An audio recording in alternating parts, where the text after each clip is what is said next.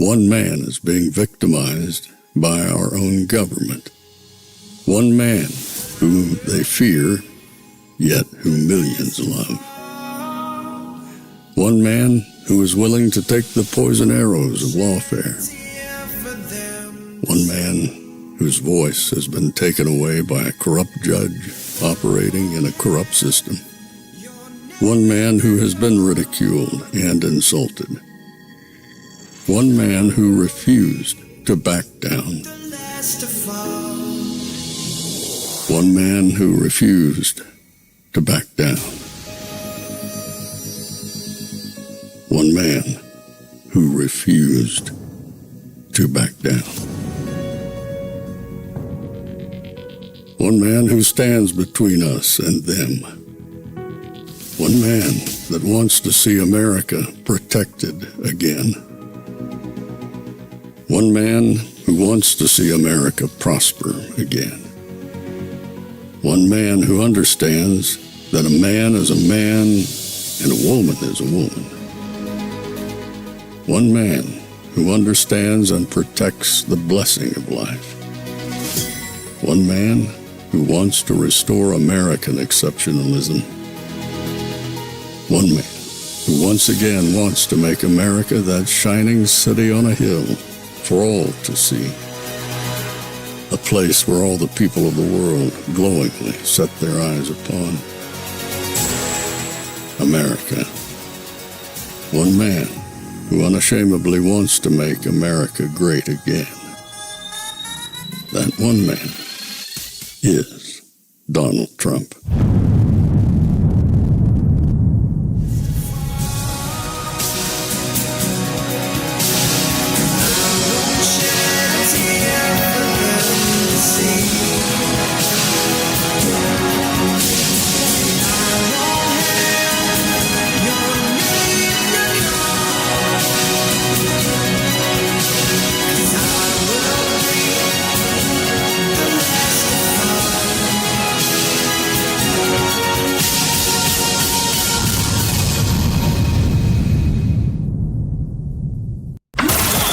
This is Fanfare with Barry Cunningham. We both are a little bit older, but we both still have good hair. And I can tell you 40 years ago, President Trump hasn't changed. He still loves his family, loves his country, and we're still friends. But our founding fathers risked everything when they stood up to the king. And men and women in our military sacrificed their life to help protect what our founding father gave us. And you know, Donald Trump is cut from the same cloth. He has sacrificed a lot for this country, and in so many ways. And it really disgusts me when I did hear them insult him with all these names. One of them, they call him a racist. Oh, yes, well, no. Wait. And if y'all haven't noticed, I'm black. But I've had some people on the left that said that I wasn't black.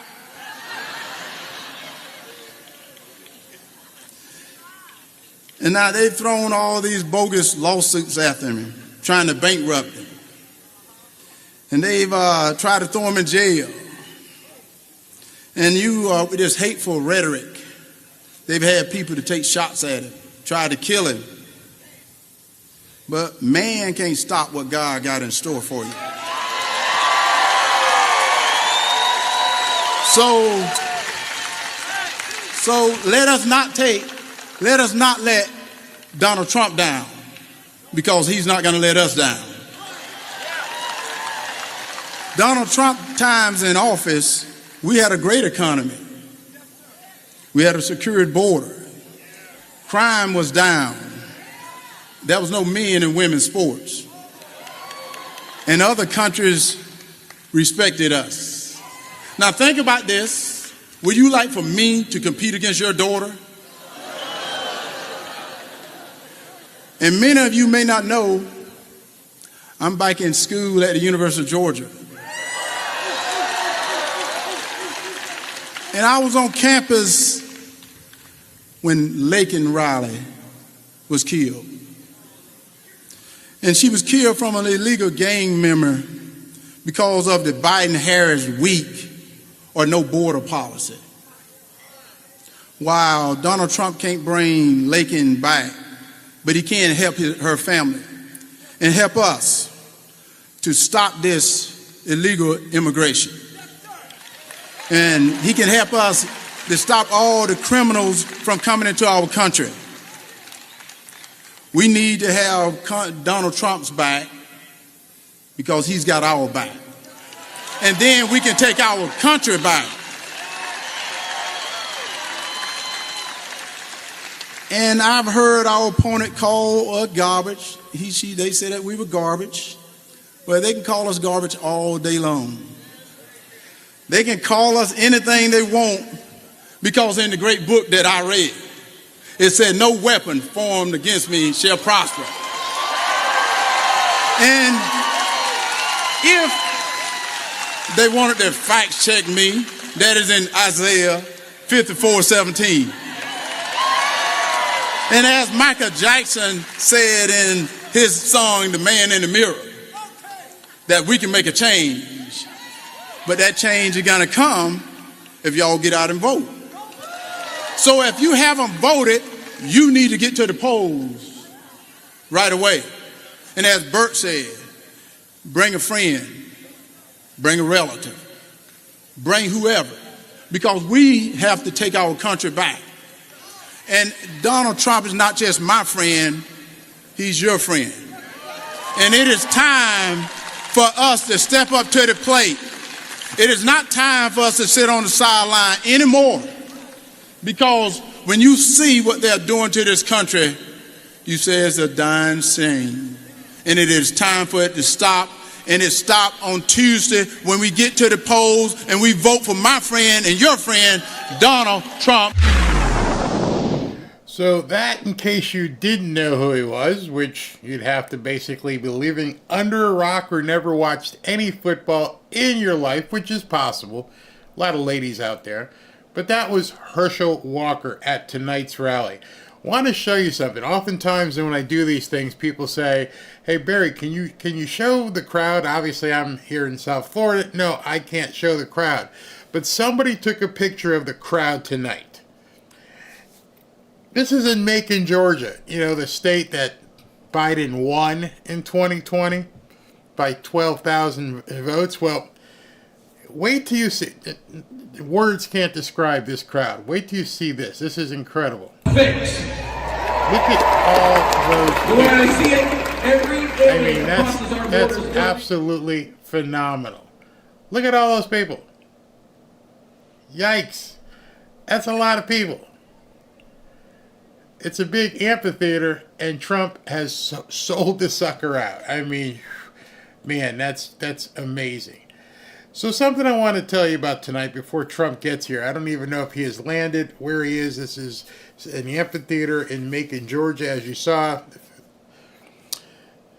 Everybody in the media has been pushing this this Iowa poll, this one poll. They've all wrapped their arms around it, and they've decided that this is the end-all, be-all. We've had people in our chats all day. Yeah, we've been doing this since 9 o'clock this morning. So we're going on 12 hours of just talking about Trump. And people are nervous because all of a sudden he's losing in Iowa. And I've been telling you all day, these polls are BS. And so this lady who did the poll for the Des Moines Register, somebody got a hold of her and did an interview with her. This, what I'm about to show you, is pure comedy. I mean, it's comedy gold. And those of you who watched the news basically go into contortions, so happy that she was leading in 3 points, who I showed you, they never dug down into the methodology. They didn't understand what the ingredients were. I used all my metaphors up earlier. I'm not going to do that. Now I'm just going to show you some comedic gold. You're not going to believe this. You're sitting down? I hope so. Because she's going to destroy her own poll. And after you see this, you probably should be able to sit back and go, I was worried about nothing. I shouldn't even been worried about this thing. I should have known it would fall apart just like all the other hoaxes and BS have fallen apart. Without further ado, let's look at this. And where is it? Where is it? Did it not render? It looks like it did not render. So, here's what I'm going to do. Oh, here it is. I don't know why it went that far back. Wait a second. 1 second. Okay. I had cut it wrong. All right, here we go. We got it. Okay, ready? Let's go with this at this point. I had some stuff before it that I cut. We're good. Right. Okay. So Noah, are you able to put up that tweet? Maybe it's up and I can't see it because it's up. It's up. All right. Ann, are you able to see that? Yes. Okay. Could you? Okay. So the guy up top is Mark Halperin, who is used to be with MSNBC. Now he's got his own show, and he talks about politics, and he prognosticates and talks all about this political stuff that we're doing right now. This woman below is Judy Seltzer, the woman who did the poll for the Des Moines, Iowa Register, the one that everyone's talking about, the one that everyone says Trump is behind Kamala by 3 points. Let's continue. Just go through and say what you think about those criticisms. Well, I'm trying. This is in a format that's a little difficult for me to see. What? Okay, now you know right there something's wrong. This is a little difficult of a format for me to see. This is how every single pollster presents their information. And she's right off the bat, the very first question, I'm not really sure. What does this D represent and the R represent? Do y'all hear that? A pollster. A woman who put together the poll that measures Democrats and Republicans just asked this guy, what does the D and R represent? We're literally 4 seconds into this, and she just said, what does the D and R represent? Yeah, we could probably end it right there. You can just laugh and go, forget about it. She's an idiot. Well, that's pretty much it. You don't even know what D and R represent. So they're saying that, and again, he says read through the Seltzer crosstabs. Yeah. So, and he's trying to explain it to her now, like, lady, I'm giving you an opportunity. You're already sinking. Are you telling me you already need a life raft? They're saying that they know that this poll shows, and again, it's they say your sample is that it's more 3% more Democrats than Republican, whereas the electorate last time was 8% more Republican. It says that you have Indies voting Democrat +4, whereas last time they voted for +7, +4. So they're saying if you compare. All right. So if this was a lawsuit, they would pretty much stop it. The prosecuting attorney or the defense attorney, whoever, would jump up. But Your Honor, I object. He's leading the witness. He's having to tell her own data. Hey, well, in your poll, you said this, but in 2020 it was this, and then the Republicans in 2020 it's this, but your poll says that, and then the independents in 2020 was this, and your poll says that. He's having to inform the pollster what her own information says. Any of you who have watched Law and Order, one of my favorite shows, you know what's going on here. You don't give them, hey, listen, what's this mean? Oh, I'm not really sure what a D and an R means. My next question would be, are you a pollster? Yeah. What do you think, perhaps, D and R would mean in a poll? Democrats and Republicans? Good. All right, so next question. Did you use data from 2020, or did you make up your own shit? But no, he's having to tell her what her numbers are. Are you suspect yet? Is it possible this woman didn't even create this poll? It was given to her and told her name to sign it? Because nobody would need to basically be prompted in this manner. What you have with what happened in 20, according to the exit polls, it's way too big a change across all these groups in a uniform way towards pro-Harris as opposed to Trump. Yeah. Well, yeah.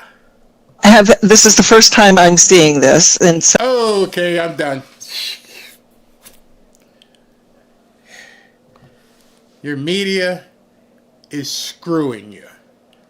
You can take this video segment. You may not even want to stay for the rest of the rally. You may just going to go ahead and pop a beer and go, all right.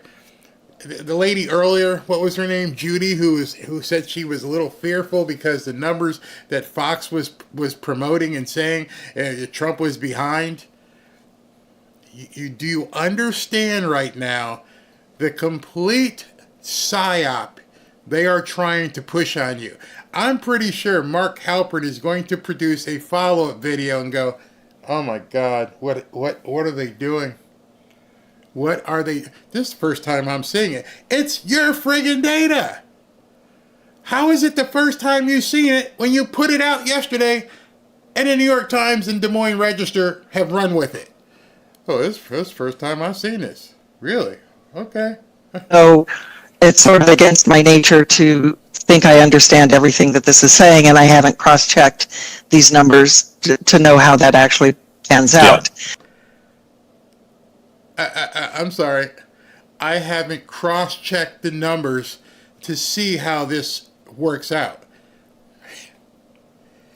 Do you realize, again, go back to my food analogy, this is Chef Ramsay talking to a chef, and the chef saying, I didn't check it to see if the chicken was cooked. I didn't put the thermometer in the steak. I didn't push my finger. What do you mean? I'm sorry if I'm a little bit animated. I'm insulted. I am insulted as a voter to find out that this woman who put out this poll that every media outlet is running with has no friggin' idea what she's talking about. She signed her name to this. Somebody gave it to her, probably had it checked underneath it, and she signed her name. This couldn't be worse for Democrats. This couldn't be worse for the media, except for the fact they won't show it. You won't see this anywhere. But I'm going to say that it is clear that senior women are an advantage to Kamala Harris in our poll. Kamala Harris wins by more than 2-1, actually, maybe even more than that, among senior women. It's a big... You don't know? It's sitting there right in front of you. It says Democrats plus 35 with senior women. And I'd have to go check. I'm not really sure what they told me to say. Big spread. So I don't know. I mean, the truth of it.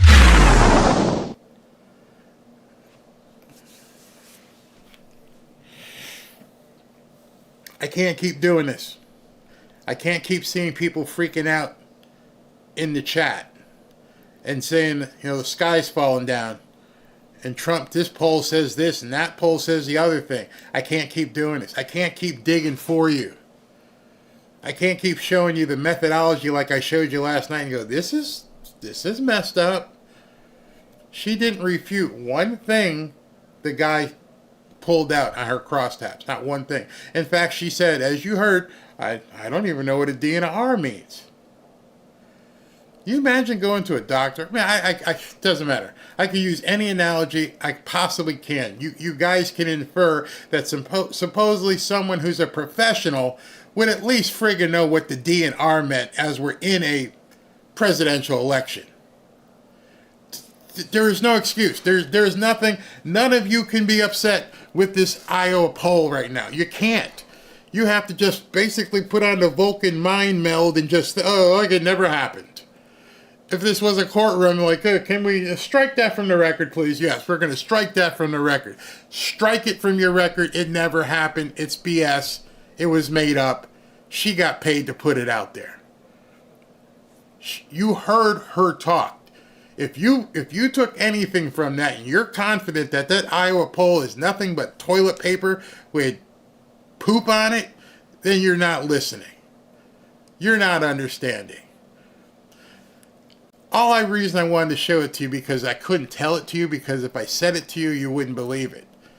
And so now you 100% can see that these people are doing anything to run this psychological warfare on you. And it's worked. You saw it earlier. This woman was all freaked out because she heard on some news station that Trump was behind. Turn it all off. Turn it all off. I don't know what else I can show you. I've tried and tried and tried to show you different information. This one was probably the most convincing because it wasn't somebody on the right refuting it. It was her. It was the woman who signed her name to the poll, had no friggin' clue what a D and an R meant. I could probably use any analogy, but let me go to the comments. Tell me you guys have credence in this. Exactly, I heard you, Barry. Man, we don't look at polls or fake news channels. She should, what somebody said here, she should be sued for that. Yeah, that was Rich Barry. Yeah. Do not resuscitate. That was a murder. That was definitely a murder. She was caught being in the cookie jar. Now, can you rewind to about 10 o'clock this morning? And now can you see why Trump was so pissed off?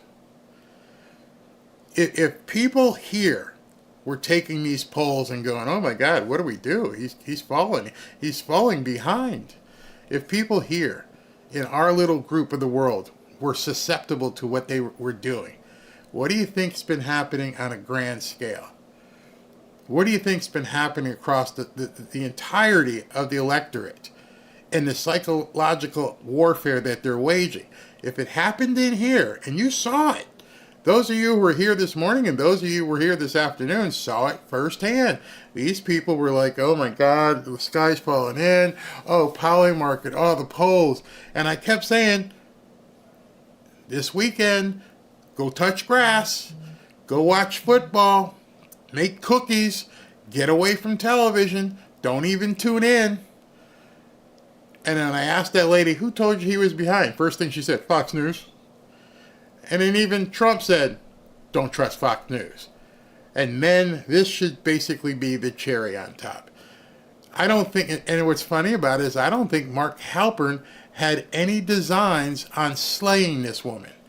Mark Halpern probably wanted to run a reasonable interview, and I think he said, hey, let's dig into your poll. And she said, sure. And his very first question destroyed her. He basically pulled her clothes back, and this emperor had no clothes on whatsoever. She was butt naked and not looking good. I can't imagine that any pollster would look at numbers and go, what's the D and the R? I mean, that was a Biden level F up. That was Biden at the first debate. That was just incredible. Looks like Stephen Miller. Maybe Stephen Miller will talk about it, but he's on stage right now. In just 2 days, the great state of Georgia is going to send Donald J. Trump back to the White House. And the results are going to come in fast, and they're going to come in early, because Georgia is going to deliver a landslide for President Trump. In just 2 days, you are going to end 4 brutal painful years of record inflation, record illegal immigration, humiliation abroad, embarrassment at home, degradation, abuse, censorship, and betrayal of the highest order. You're going to end it all, and you are going to send Donald J. Trump to the Oval Office to clean up Washington, to restore America, and to put America first. Right here in this state, a beautiful, incredible young woman was stolen from her family and stolen from her loved ones by Kamala Harris, who let a monster into this country, who murdered her. You know that beautiful victim's name, Laken Riley. We are going to deliver justice for Laken and justice for every American who has suffered because of Kamala Harris. What kind of government, what kind of leader would do what Kamala Harris has done to her own people? To let people into this country illegally, gang members, criminals, killers, rapists, murderers, to attack our own people. Hell no, we are not going to take it anymore. We're going to elect a man who puts our families first, our children first, our country first, our hopes first, our dreams first, who is not going to let any illegal aliens take any more American lives. We're going to protect our children again in this country. I want you to think about what Donald Trump has endured for you, for all of us, for our country these last 9 years. Since the day he stepped down that escalator in Trump Tower, one hoax after another, one witch hunt after another, one lie, one phony fake scandal, one abuse after another, one lawsuit after another. They tried to take away his business. They tried to take away his freedom, and they even tried to take his life with not one, but 2 assassination attempts. And through all of that, through everything they hurled at him, did he ever once give an inch? Did he ever waver? Did he ever surrender? Did he ever back down? Did he ever give in? Did he ever relent? Did he ever falter? Did he ever in any way show one sign of giving in? Or did he stand up strong and tall and proud and raise his fist into the air and declare for the whole world that we will fight, fight, fight? Now it's your turn, Georgia. You need to fight. You need to dig in. You need to work for 2 more days. You need to get your friends, your family, your coworkers, everyone you know in this world. And you need to say, we're going to flood the polls on Tuesday as this nation has never seen. And we are going to deliver a margin for Donald Trump, because we're going to show Kamala Harris that she is not the future. You are the future. Donald Trump is the future. America is going to reclaim its destiny. Donald J. Trump is the candidate of destiny. And I believe, like all of you, I believe in fate. I believe in destiny. I believe that God has a plan. And I believe that we are ready to have Donald J. Trump back in the White House. And so it all comes down to this, Georgia. And this is what I'm going to leave you with. 9 years. 4 years now of pain and betrayal, all the lives that have been lost, all the homes that have been shattered, all the tears that have been shed, all the suffering, all the pain, all the anguish that has been inflicted on this country, all the people who've been beat down and punished and left behind, the law-abiding citizens of this country who've been sneered at and disdained by this government, by Kamala Harris. All that pain, all that suffering, guess what? Tuesday, you get to deliver justice. You get to deliver the future you deserve. You get to deliver an America that is honest and free again. And so, Georgia, let me ask you, and I want you to answer so loud that Kamala can hear you. Are you ready, Georgia, to send Donald J. Trump back to the White House? Thank you. God bless you, and God bless America. All right, that firebrand of Stephen Miller is just incredible. So let me show you some more stuff that should make you go, what the hell's going on? What are we not seeing? How is this even possible? So let me show you. You guys know who James O'Keefe is. James O'Keefe put this out earlier this evening? No, this afternoon. And it says, election workers around the country have cameras in jurisdictions where it's legal to record. If there's fraud, we'll catch it. I'm on the ground somewhere right now in disguise. If you're lying, stealing, or cheating, please know that I will make you famous. Yeah, he's about to do something. This is Steve Scalise. An amazing fired up crowd. Of course, Stephen Miller just got you fired up. I think you're a little bit excited about the speaker that's going to be coming out in a few minutes. He was the 45th, and he's about to be elected the 47th president of the United States, Donald J. Trump. Now, I don't have to tell any of you what is at stake in this election, but I do want to add, each and every one of you in these next 2 days, you all know somebody that maybe isn't sure if they're going to vote, and maybe somehow, if it's possible, isn't sure who they're going to vote for yet. And that's what your mission is these next 2 days. We have all got to leave it out on the field, because I can tell you, I have been watching him these last few weeks. Donald Trump is leaving it all out on the field for you.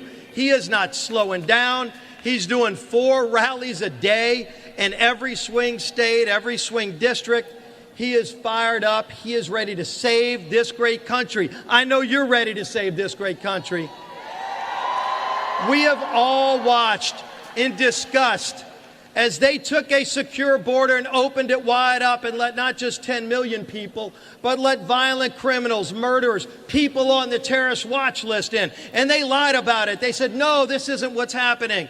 None of those people are coming across. And it was the Border Patrol agents who told us, because they don't want an open southern border. They want to be able to do their job. They're even risking their lives to keep the cartels out, to keep the drugs that are killing people in every community out. That's why the Border Patrol Council just 2 weeks ago endorsed Donald J. Trump for President of the United States.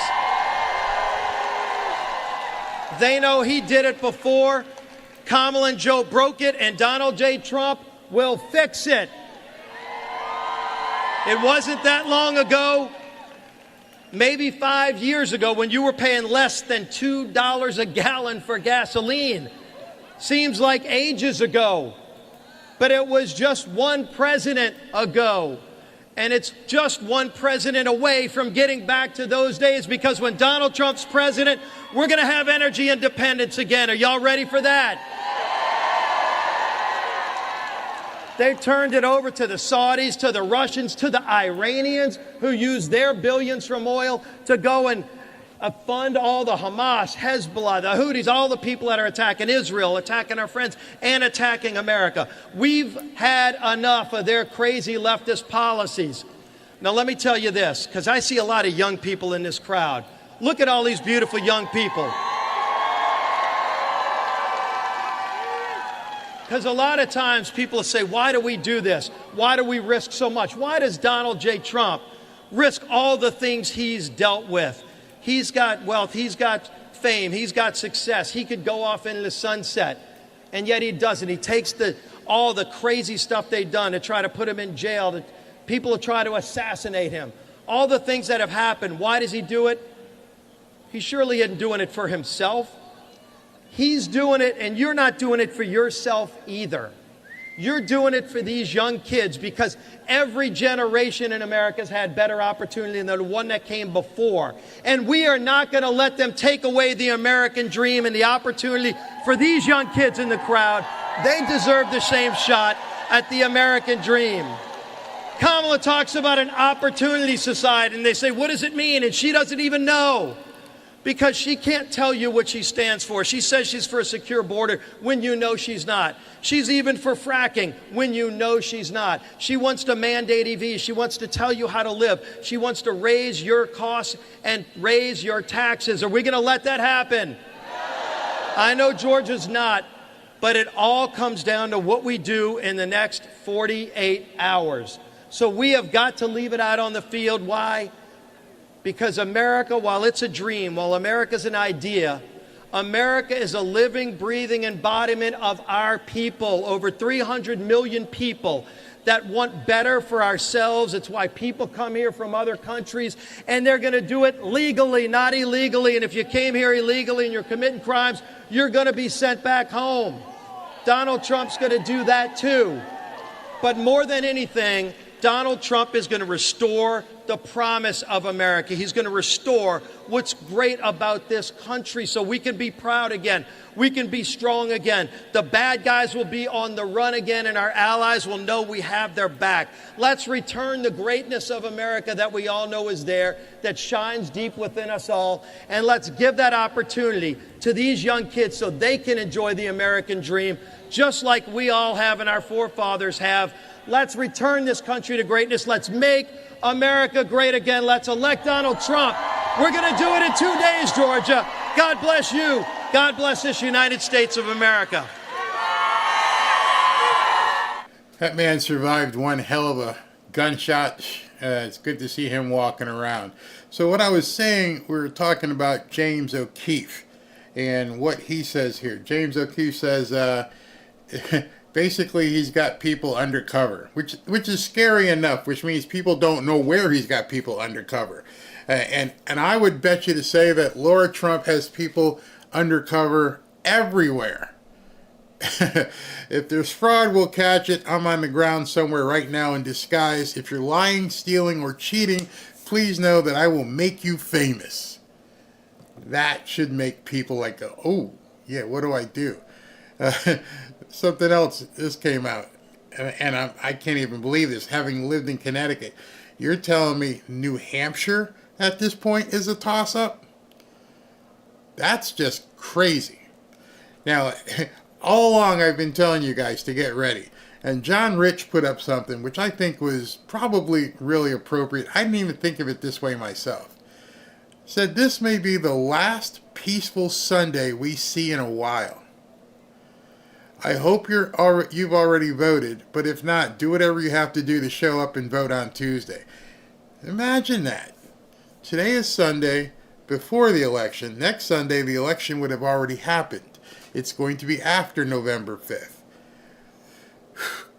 All we can do is pray and wonder what this country is going to look like 1 week from now.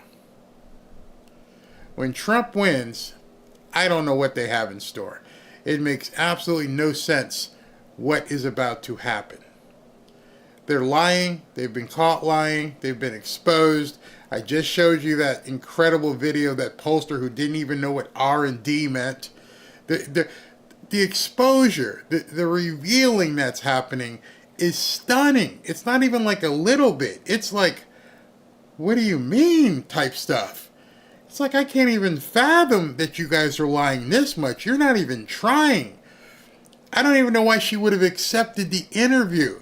She probably thought, oh, Mark Halpern, he's formerly MSNBC. He won't hang me out to dry. And I don't think Mark had any intention of hanging her out to dry. He was just showing her data that any person doing a poll would automatically know right away. I don't think he was trying to sandbag her. That was simple, DNR. And you're telling me you're getting paid to be a pollster and you don't even know what D and R actually mean? People, we've been had on a grand scale. There are people working in these polling companies. There are people working in the media who don't know their head from the butt. They've been put there. Just like she's been put there as a candidate, and somebody behind him is pulling all the strings. Do this, post that. Because there's no way that woman could have ever created that poll. Nope, you'll never convince me at this point that she actually has any clue what she's doing. Now, what's going on? I can't tell you. National Guard troops are reportedly on standby in Washington State, Oregon, and Nevada as a precaution for potential election unrest. Don't listen to what they say, watch what they do. I've been saying that over and over and over. Don't listen to what they say, watch what they do. You just heard from that woman. You actually heard her. You saw her. It wasn't a report. You saw her vomit in an interview to the point where she looked completely politically illiterate. And now they're putting National Guard troops in Washington State and Oregon and Nevada. Why would there be any need for protection based upon the results of election in Washington State and Oregon. What are they not telling us? You would think that the bluesies up there, they're the blue-haired nuts that are running around that would normally be causing that kind of damage, would be quite calm if she was ahead and looked like she was going to win. What are you talking about, Barry? We got this. You don't do that if you're winning. So what kind of data have the people in those states received and said, it ain't looking good. It looks like he might take Washington State and Oregon, and these people are going to go. So I'm telling you right now, if you live in a state, or if you live in an area that's close to a blue area, and these people are telling you your news right now, and they're saying that she's ahead and that things look good for Kamala because they're with her. If they're telling you that, and that's your newscasters right now, be afraid. That's the reason you need to be afraid. Not because of Trump not winning or some poll. You need to be preparing for the other side of the coin. Because if this looks like what it could be, these people are going to go stark raving mad. I can't imagine living in Washington State or Colorado or Oregon and those states falling and going to Trump. Those nuts are going to go off the chart. I mean, please be careful. If you live in some of these states and we're watching on Tuesday night and we're watching the results and they go, we're going to have to call Oregon for Trump. Oh, hell. Oh, my God. We're going to have to call Illinois for Trump. Oh, my God. We're going to have to call Minnesota. If those things start happening, start taking cover. Maybe start preparing now. I've been telling you, get prepared, get prepared, get prepared. I've been telling you about prepping, telling you about gold, telling you about silver. Go to ATM, get some cash, stuff it under the mattress, get some gas, do whatever you got to do.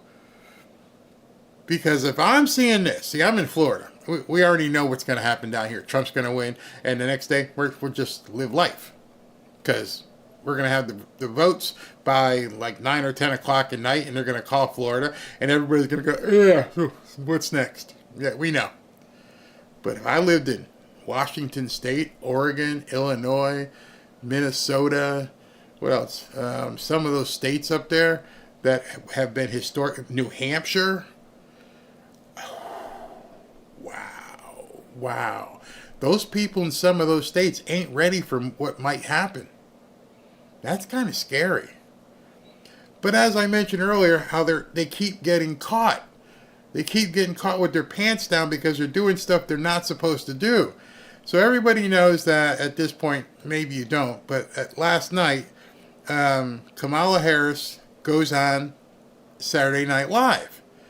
Now, when you're this close to election, there are very, very, very stringent rules with the FCC in terms of providing equal time to the other candidate. Well, they didn't invite Donald Trump to Saturday Night Live. In fact, Lauren Michael, who actually produces Saturday Night Live, said, no, we're not going to have any candidates on. That way we can just stay Switzerland. We can make our jokes, make fun of both of them. We don't have to do anything. But somehow, last night, they brought on Kamala Harris. Well, obviously, next Saturday, the election's already happened. And so all day today, people started looking, hey, man, you can't do that. That's cheating. And so the commissioner of the FCC started saying, that stinks. You can't do that. NBC has now filed a notice acknowledging that they provided free airtime last night to the Democrat Party's nominee within the meaning of the FCC's equal time rule. And here's a notice that was filed with the FCC. Notice required by Section 73, blah, blah, blah, blah, of the Federal Communications Commission. Kamala Harris, the Democrat candidate for the president in the 2024 election, appeared without charge on NBC's Saturday Night Live for a total of 1 minute and 30 seconds on November 2nd, 2024. Station WNBC New York is affiliated with the NBC television network and broadcast this episode of SNL, including the portion in which Ms. Harris appeared. Oops. Busted. You guys are making it easy for Trump. He's suing CBS. He's probably going to sue you. You are now have put your license in jeopardy. And by the way, NBC owns CNBC and MSNBC. Oh boy. Yeah, things are going to get a little spicy when Trump wins. And you can't rectify it because Saturday Night Live doesn't come on until next Saturday and the election has already taken place. You could have done something tonight, Sunday Night Football, and given them 1 minute and 30 seconds. But you didn't. And now you can't make good. You're going to rush him on to some show on Monday or something? He's like, forget you. I see what you did. You got caught again. So what you're seeing, people, over and over and over, is 2024 is not 2020. Things are happening much differently. These people are getting caught. There's no place for them to hide. There's people watching. And right now they're running around like rats. And when you see this stuff, again, you won't see this on television. They're not going to do a mea culpa and come out and say, yeah, we screwed up. CNN's probably not going to cover it. They're lying to the American people. And this man who's walking out on stage for his third event of the day ain't taking their crap anymore. I'll let you watch Trump as he walks into this event. Again, dark MAGA. But he's playing God Bless the USA, which I obviously can't play, but, well, he's got semi-dark MAGA. He's got the gold hat instead of the full black hat.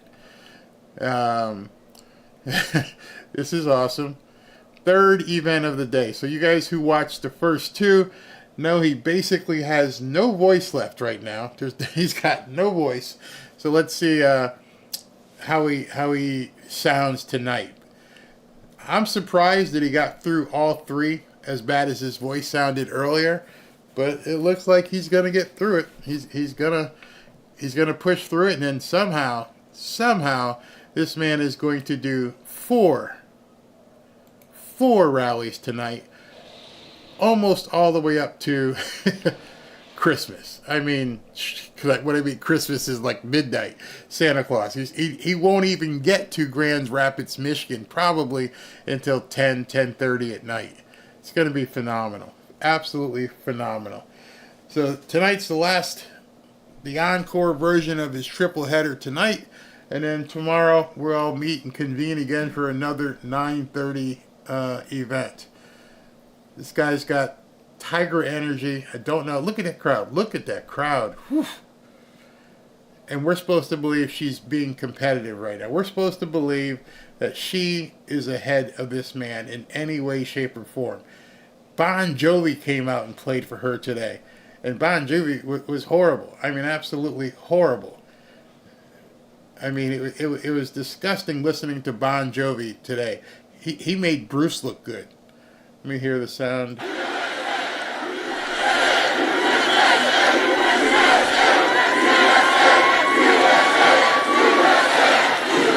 You know the drill. Let me know how it sounds. Thank you very much, and I'll tell you, I love this state. I love Georgia. I love Georgia. And I'm thrilled to... That guy behind him scared the hell out of me for a second. With thousands of proud, hardworking American patriots, that's what you are. You are hardworking. You're great. We know how good you are. And we're bringing this country back fast. We're going to bring it back fast. I'd like to begin by asking you a very simple question. Are you better off now than you were 4 years ago? With your vote on Tuesday, I will end inflation. I will stop the invasion of criminals coming into our country. And I will bring back the American dream. We're going to bring back the American dream. We're just 2 days away from what will be the most important political event in the history of our country. I believe that. But you have to do one little thing. I don't want your money. I don't want anything. The only thing I want is get out and vote. Just get out, finish it. You know, we're on the 5-yard line, maybe even the 1-yard line. We're right there. We had a tremendous number of early votes, a record-setting number, records like nobody can believe.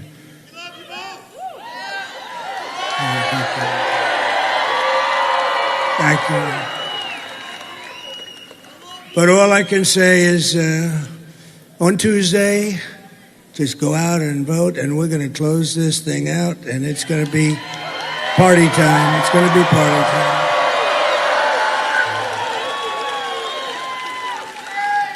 And this is really all you need to know. Kamala broke it, and I'll fix it, and we'll do it very quickly.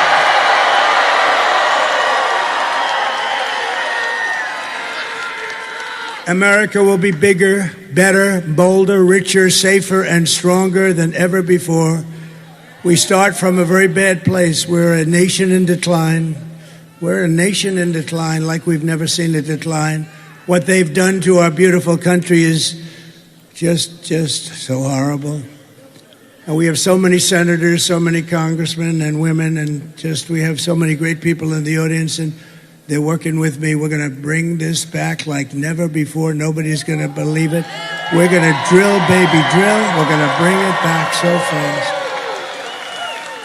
This election is a choice between whether we will have 4 more years of gross incompetence and failure, or whether we will begin the 4 greatest years in the history of our country. This will be the golden age of America. What a beautiful, isn't that a beautiful term? Think of that, the golden age. This will be the golden age of America. Think of that, how beautiful that sounds, and it's true. Remember, we have more liquid gold under our feet than Saudi Arabia, than Russia, than anybody.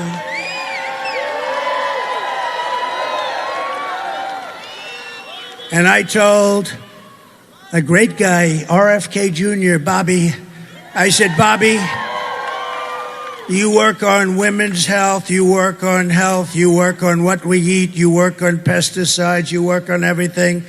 The one thing you have to let me do, Bobby, I got to work the liquid gold. You're not going to touch that. We don't want too much advice.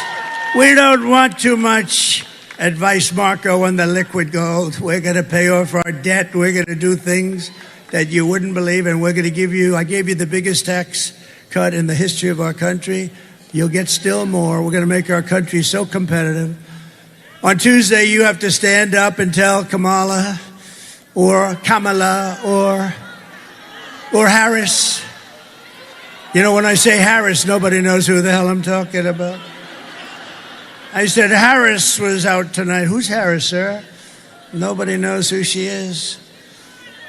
But on Tuesday, you have to stand up and tell Harris that you've had enough. You can't take it anymore. You're the worst vice president in the history of our country. It's the worst administration in the history of our country. Kamala, you're fired. Get out. Get out. You're fired.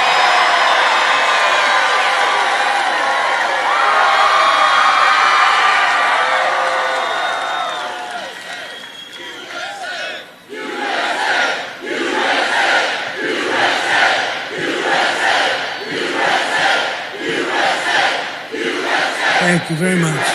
Thank you very much. This is a big place. This place is packed, and you have more people outside. I always ask this. Would anybody like to give up their ticket to somebody outside? No? Would anybody like to hand over their gun to Kamala? Is there anybody, one person in this giant tens of thousands of people. One person would like to hand out their gun. You'd be famous for the rest of your life. That's what she wants. She wants to confiscate your guns. You know that. With your vote, we are going to win Georgia. We are going to defeat Kamala.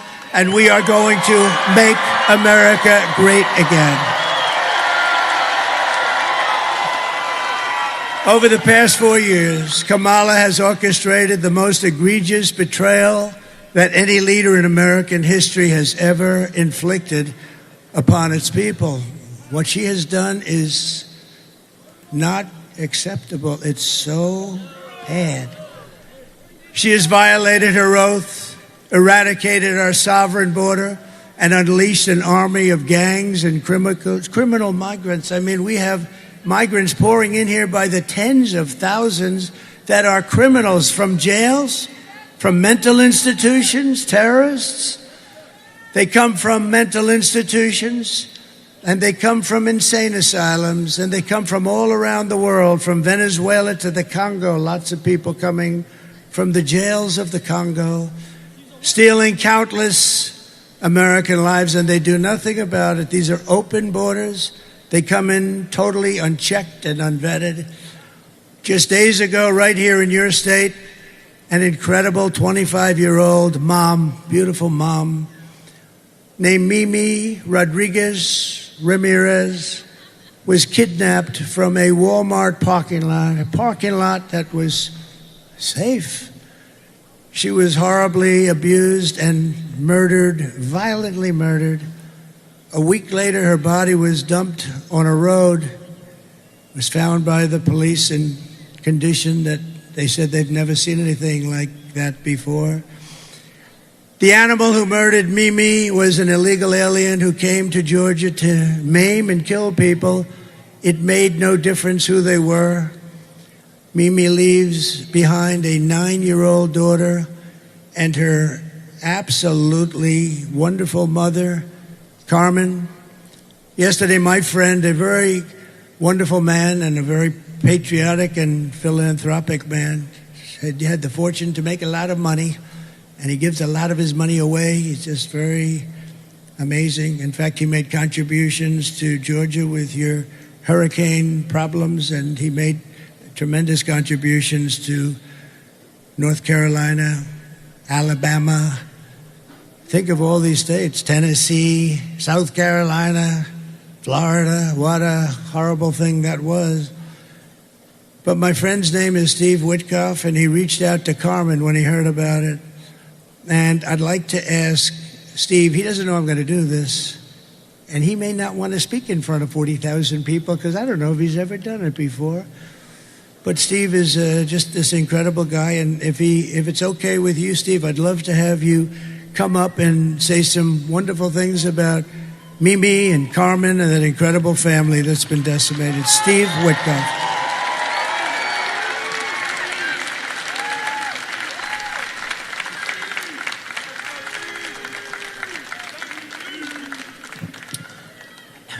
Hello, everyone. The president is a lifelong friend of mine, and he is one of the best men I have ever known.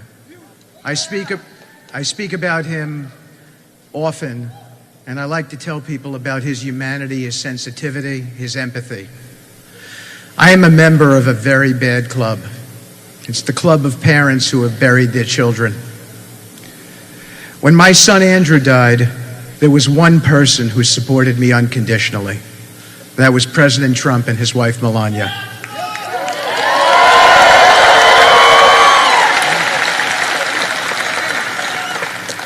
We were having a conversation, and I told the president that my son Andrew leads me to others who have been in distress. Several days ago, that happened again. As a member of this audience, Josh McCoon, who you heard earlier, who's a great guy, told me about a Georgia woman, Mimi, who had been murdered. I told the president the circumstances, and he was shaken. He asked me what we could do about it and told me to reach out to the family and do whatever we could. I flew to their home tonight to pick them up and bring them here. and they are here tonight.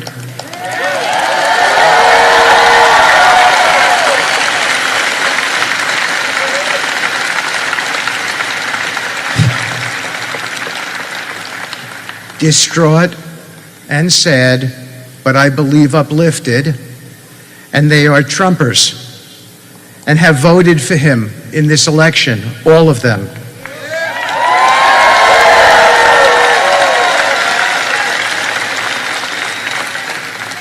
Because they remain hopeful, as they told me earlier, that even after this terrible tragedy, this president, when he becomes president on Tuesday, can bring us out from the abyss.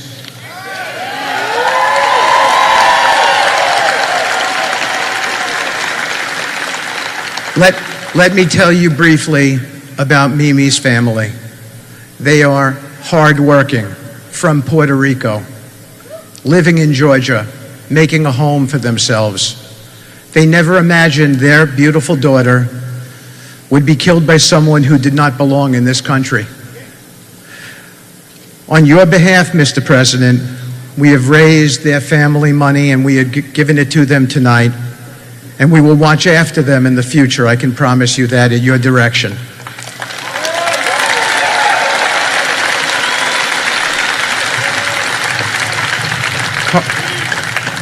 Carmen, please come up to meet the next President of the United States.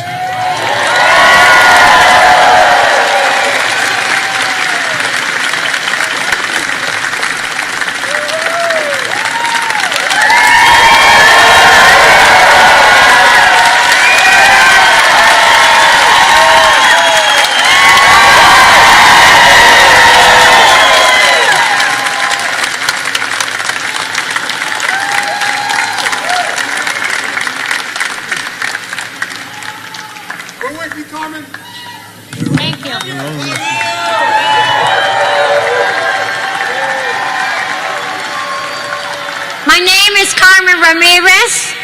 I'm the mother of Minelli Zoe Rodriguez Ramirez. She was murdered the last Tuesday. I lose my daughter, but I don't lose my faith. And I know Donald Trump is the best choice for the USA.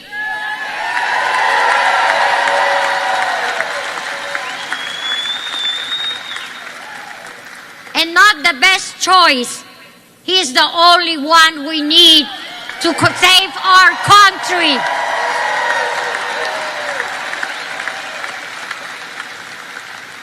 I just want to let you know that everybody have to go and vote. Because just for talking and don't vote, we don't do nothing. Take your friends, take your children, 18 years old. Everybody have to vote. Because that's the only way we're going to save us country. Okay? And I want to let you know that Donald Trump is not a choice. It's just the number one.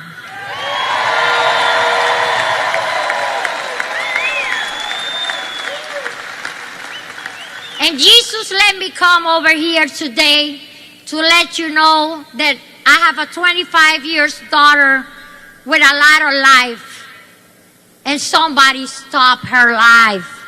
And we have to stop with this and keep going with Donald Trump.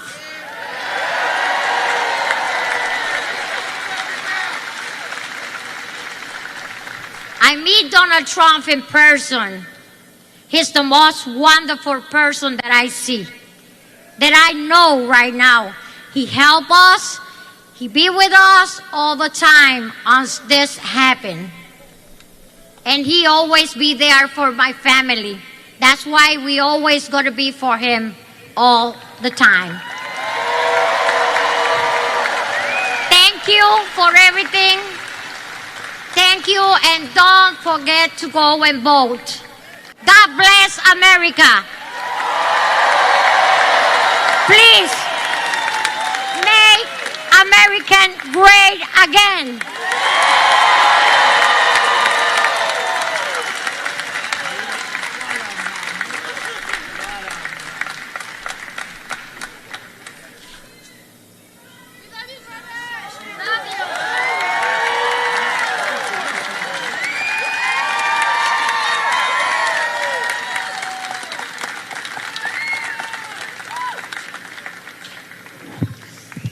Wow, what a job. What beautiful words. Can you imagine?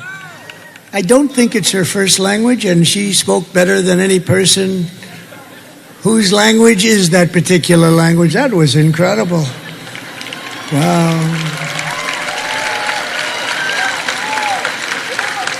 And I can tell you, Carmen, that Mimi is looking down on you right now, and she is so proud. She's up there in the beautiful sky, well beyond the clouds, and she is so proud of you. What a job you did. Well, it's not easy either. Can you imagine? Through the grief to do something like that. And we are so sorry for your loss. It's unbelievable. We're going to get that stopped. We're going to stop it. This is happening every day. Soon it'll be every hour. It's just, we're going to stop it. We hold Mimi in our hearts forever. And we'll be your friend, Carmen. We'll be your friend and your family's friend. Thank you. Thank you very much. These terrible atrocities against our citizens are happening every single day in cities and towns all across America. I want you to hear directly from another mom, great mom also, wonderful woman who I met just a week ago. Border Patrol gave me this incredible endorsement. They said he's the greatest president in the history of our country. I said, does that include Lincoln, Washington? And yes, sir. But then I told the story, but then one of the guys got up and he's 37 years old. He said, he's the greatest president in my lifetime. I didn't like that. He's 37 years. I like the other one much better. The greatest ever. No, the Border Patrol is great. They're incredible people, and they gave us a full-throated endorsement. And they have every year, frankly. They always endorse me, and they're incredible patriots. Them and ICE and law enforcement and our sheriffs. Our sheriffs are great. Police all over the country. They are really respected by everybody, but they don't understand because they don't get treated properly. And we're going to treat them properly, and they're going to solve our crime problem very easily. It's what they want to do. They're dying, you know what? They're dying to do it. They watch these stores being robbed, guys walking out with refrigerators, 500 thugs going into a department store, cleaning it out, some of them with refrigerators on their back. And they want to do something, but they're told to stand down, don't even think about it. You'll lose your pension, you'll lose your house. You lose all your money, you lose your family. And we're going to free them up to stop the crime in our cities and stop the crime in our country. And they know, I have to say, somebody said, well, how would you do this? Because obviously we have to deport these murderers and drug dealers and terrorists. We have terrorists coming into our country at levels we've never seen before. If you look at the numbers issued by the Border Patrol in 2019, a Trump year, and I don't even agree with these numbers. They said I had 0 terrorists. Oh, by the way, bring down that board, please. Just my favorite board in the whole world. My favorite board in the whole world.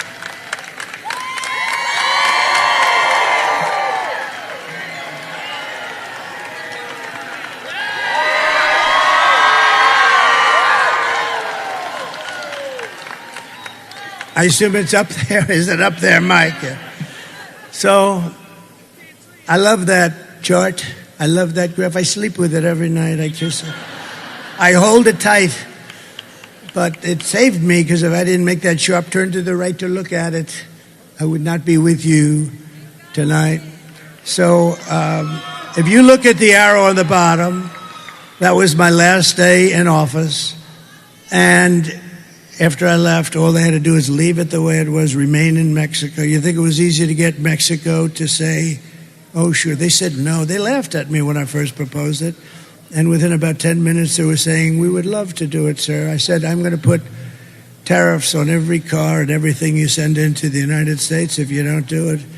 And they not only that, they gave us thousands, tens of thousands of soldiers free of charge, everything free. I wanted it free. And tremendous crime is coming through. But that was in 2019. They said we allowed 0 terrorists. It had terrorists 0. And it was good. But I think it has to be a little bit But the following year it was 16 or 19 terrorists. Now it's thousands of terrorists. They're coming from the Middle East and all over the world. Some of the worst in the world. We know the names. We have no idea where they are. But our local law enforcement does, you know. People say, well, how are you going to ever find? Our local sheriffs and law enforcement people are incredible, and they're dying to do the job. And they know their middle names. They know their addresses, where they come from. They know everything, and they're going to help us. And we're going to have the largest deportation of criminals in history. But I want you to hear directly from another incredible mother whose world has been shattered just recently also because Kamala led savage, illegal, alien murders into our country through the open border. She has an open border, unvetted, unchecked, an open border. Please. Sunday night, I asked her to not stay up super late because of her coming to work with me in the morning first to do her summer school. She said, okay. I told her good night, I love you. I went to bed, not realizing that that was going to be the last time I saw her. We're best friends. Yeah. We're going to shake it again. I woke up to notice she wasn't in her bed. I'm in my heart trying not to lose my mind because I don't know where she is. I finally remembered her phone had a location on, and her phone was pinging just 2 minutes down the road, right behind the skate park. I start driving to the direction the phone was being pinged at, and I see a couple cop cars with lights on. I see yellow tape, and immediately my heart drops and sinks to the bottom of my stomach.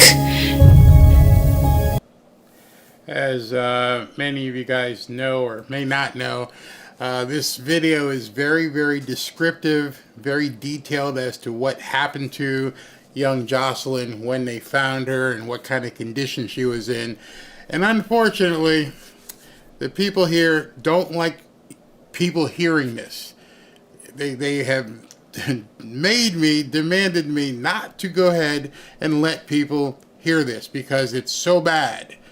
Which, I don't know, we're all adults here. We should be able to understand what happened to young Jocelyn. We should be able to discuss it as adults, but nope, we can't do it. So there's this video, and then there's another video that he talks about this same gang a little bit later in his speech where I've had to basically preempt it so you guys don't, you're not allowed to hear this. It's bad. It makes the newcomers look like really bad, so we can't talk about the newcomers. It's disgusting. It is what it is. Hopefully when Trump wins, all this censorship stuff goes out the window. It needs to go out the window. We should be able to discuss something that's actual news, something that's true. But until then, we have to play by their rules. And this young mom and the story that she has to tell, we can no longer tell on YouTube.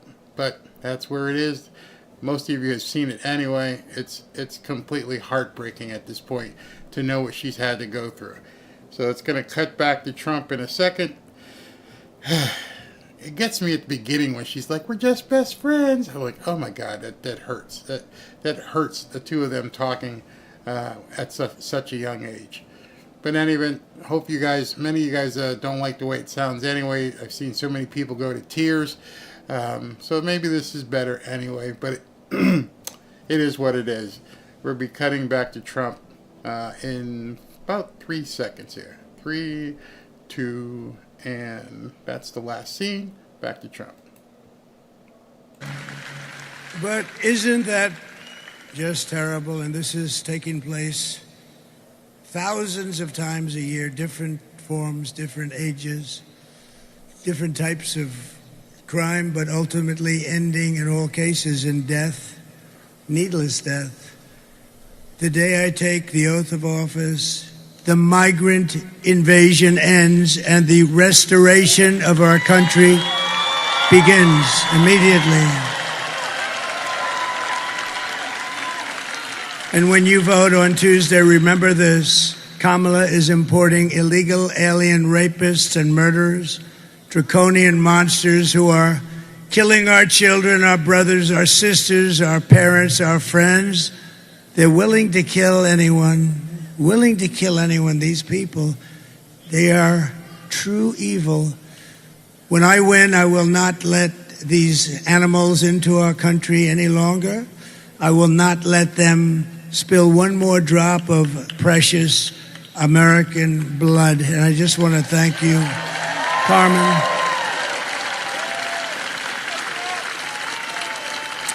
And Jocelyn was so incredible. The mother is devastated. It's like devastated.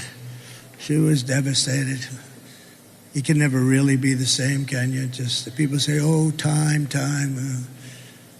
Sometimes with time, a lot of times with time, it only gets more difficult. The United States is now an occupied country. Think of that. We're an occupied country. This is thousands of people all over our towns and cities, countryside, having military-grade weapons, sometimes higher than military-grade. Nobody's ever seen anything like it. Where the hell do those weapons come from, right? But it will soon be an occupied country no longer. November 5th, 2024 will be Liberation Day in America.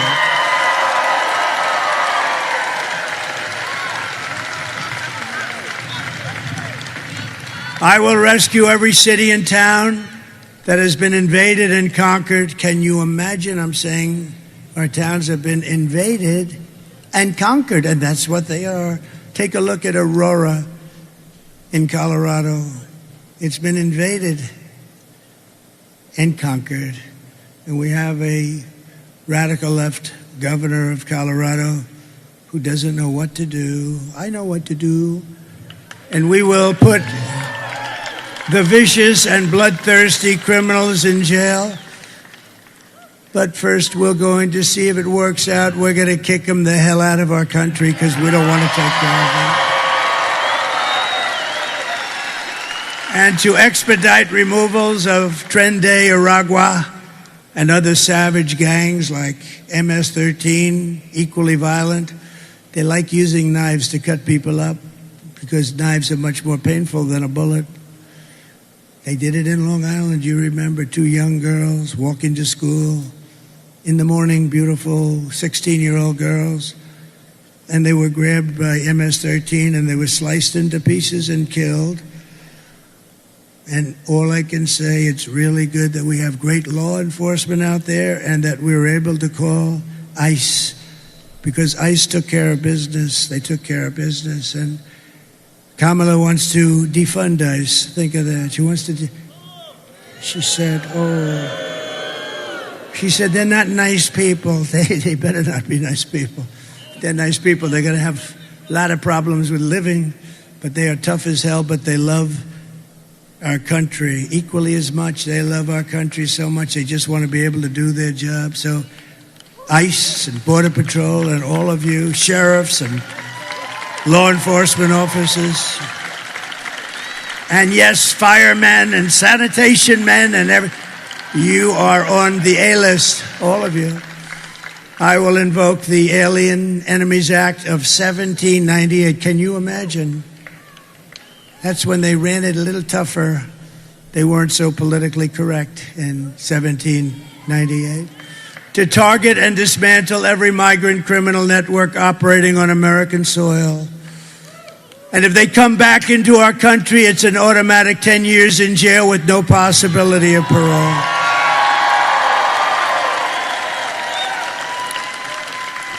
And I am hereby calling for the death penalty for any migrant that kills an American citizen or a law enforcement officer.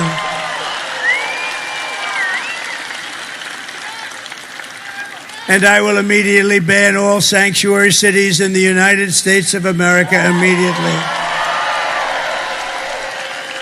And as we secure our borders, we will also rescue our horrendous, you saw the numbers on Thursday, horrendous economy. Yes, it's that bad. I always said that if it's going to happen, let it happen on their terms. The numbers were the worst that I've ever seen. 4 years of Kamala and Sleepy Joe have delivered nothing but economic hell for American workers. Her inflation disasters made life unaffordable and cost families over $30,000 a year in higher prices. That's inflation. That's what it's done. You know, inflation in a lot of quarters is called a country buster. It's a country buster. It busted Germany many, many years ago. Germany was busted with rampant inflation. It's a country breaker, country buster like almost nothing else. And yet, it's number one rated on the polls. Inflation and the economy and what you just saw with beautiful, beautiful Jocelyn, Mimi, and Carmen. What you just saw is number two. No, I don't think so. I think number one is stopping these people from destroying our country and stopping them right now. We'll handle inflation. We'll handle inflation. You know how we're going to handle it. We're going to drill. We're going to get energy costs so low. We're going to get you. We have more than any other country. More oil and gas. I call it liquid gold. That's what it is. That's why I say, Bobby, please enjoy yourself. Just leave the liquid gold to me, please. We're going to pay off debt. We're going to reduce your taxes still further. They got the biggest tax cut ever, biggest regulation cuts ever. We had a great administration, and I will say that I got you into no wars with countries that you've never heard of, and yet I defeated ISIS. I rebuilt our military, and I defeated ISIS in about 4 years less than these stupid generals like Milley and Kelly and Mattis. Sir, it'll take approximately 5 years to defeat ISIS. How about we did it in about 4 weeks? With the real generals. Just this week, we had the worst jobs report in modern history. So the reason I put it second on the list is I wanted you to meet these incredible mothers and these unbelievable families that are just decimated because it's number one. It will always be number one to me because I'm good at this stuff. I'll handle inflation. You'll be making so much money all of a sudden. It'll just be beautiful.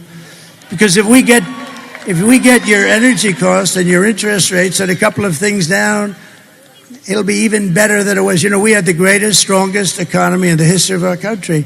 We're going to do it again, but even better. And now I know Washington. Now I know, because I went to Washington very few times in my life. I didn't know anybody. Think of that. I became president of the United States and I didn't know anybody in Washington. That's a problem.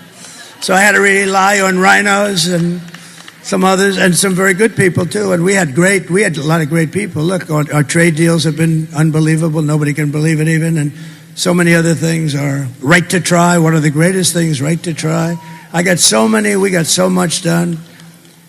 All the regulation cuts. We approved more regulation cuts than any president in history times 5. That's why you had the great job. That's why you had the great job numbers. And it's really why we were the envy of the world. We were going at levels that nobody's ever seen. We got hit by the China virus, and we took care of it. We did a great job. You know, we turned it over with the stock market higher than it was previous to the virus coming in. I mean, it was sort of an amazing thing. Nobody had ever heard about this. Nobody knew anything about it. All we knew that all over the world, lots of people were dying, and we did a great job. Never got credit for that. Got credit for the great economy. Got credit for knocking out ISIS and having no wars. I'm the only president in 82 years I had no wars. Remember crooked Hillary Clinton? She said, look at him, he'll create wars. Look at him, look at his attitude. Look at him, he's going to create wars. I said, no, my attitude is going to keep us out of wars. And that's what happened because they respected us. They respected us. But just this week, we had the worst jobs report in modern history with only 12,000 anemic jobs created, and much of that was government jobs. We had nothing. You know, usually we hear 200,000 jobs were created, 250, 300, 350, 190, 100, 12,000. And they thought they could hold this report till after the election. And somebody released it, a whistleblower or somebody released it. But they released something far more sinister, because if you go back a few weeks, you remember they created 818,000 fake jobs. They didn't exist, and they put them down as though they did. So that instead of having today's problem, which is 12,000, which is like terrible, it looked okay. Not great, but it looked okay. So they created 818,000 fake jobs, and it was revealed 2 weeks ago, and the fake news media hardly picked it up. What a shame. That's a lot of fake news. Look at that. That's a lot. Wow. That's a lot of fake news, Mr. Chairman. That's a lot, huh? I can't believe it. You know, they hate me, but ratings predominate. For the networks, ratings predominate over hate. But think of what they did. 818,000 fake. And then last week they had to revise the figures from the previous month, 112,000. So that's almost 1 million fake jobs. I call them fraudulent. Fake isn't strong enough. And they did that hoping that all of you people wouldn't have a chance to see before you pull the lever on Tuesday. But a whistleblower released the information on the 800,000 jobs plus. The whistleblower said, you know, there were not 800,000 and 18,000. You add them up, and then you add 100, and think of it, 112,000 jobs. So you're close to 1 million jobs. And the whistleblower, some whistleblower, I never loved the idea of whistleblowing, but in this case I liked it very much. But they thought it would be very unfair to go through an election. Somebody was being fair. They thought it would be very unfair. Could you imagine if those numbers, we have the election, and let's say there's a bad result, and then 3 days later they say that almost 1 million jobs were not created. We would say they were fraudulent. They were fraudulent, by the way. If that were a Republican doing that, they'd probably be in jail by now. But you also had 30,000 private sector jobs that were killed in a single month, and nearly 100,000 manufacturing jobs. This just came out on Thursday, that were wiped out since the start of the year. And those manufacturing jobs, they're important to us as a country. 150,000 Americans joined the unemployment rolls in October, close to a record. And nearly 250,000 people dropped out of the labor force. Can you believe this? And these are the numbers. And I did say that if they've got to be released, let them release it before the election. These numbers are all public. They've been released.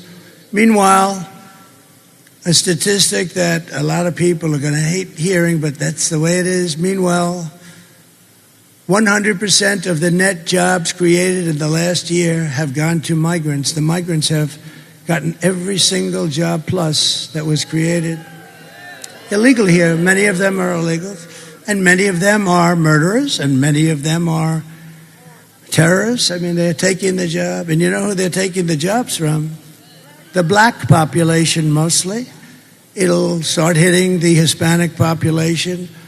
But right now, and the other thing that you should demand, everybody in this room should demand it in front of the fake news right now. They should demand it because they put no pressure on these crooked politicians. You should demand that they give you the numbers of how many black people are going to lose their job. The African American population, they're getting fired at numbers that we have never seen before. And migrants that are here illegally are coming in and taking their job. And they have homes and mortgages, and they have things to pay, and they've worked there for 10 and 15 and 20 years, and they're losing their jobs. And frankly, the Hispanic are next. I hear that that's what's happening. But the Hispanics are next. And unions are going to be seriously affected too, very seriously. The unions know that this is a big problem. So think of what they've done. They've allowed people to come in by the millions, 21 million people. I think it's much more than that. And then you have the gotaways. You know what the gotaways are? That's the people that don't want to be looked at all. So they're worse than the people we're seeing. That's why they don't want to be looked at. These are depression-type numbers, 1929 depression-type numbers. And I never wanted to be, I always told people, I would have hated to be the President of the United States in 1929 when you had the Great Depression. Herbert Hoover, I would not want to be Herbert Hoover. What a time that was. People jumping off buildings. And that's where we're headed, because we have leadership that's incompetent.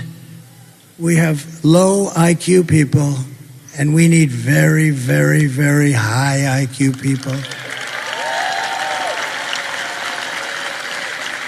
Under my leadership, we are quickly going to turn this economic nightmare into an economic miracle. Wait till you see how fast we're going to get it going.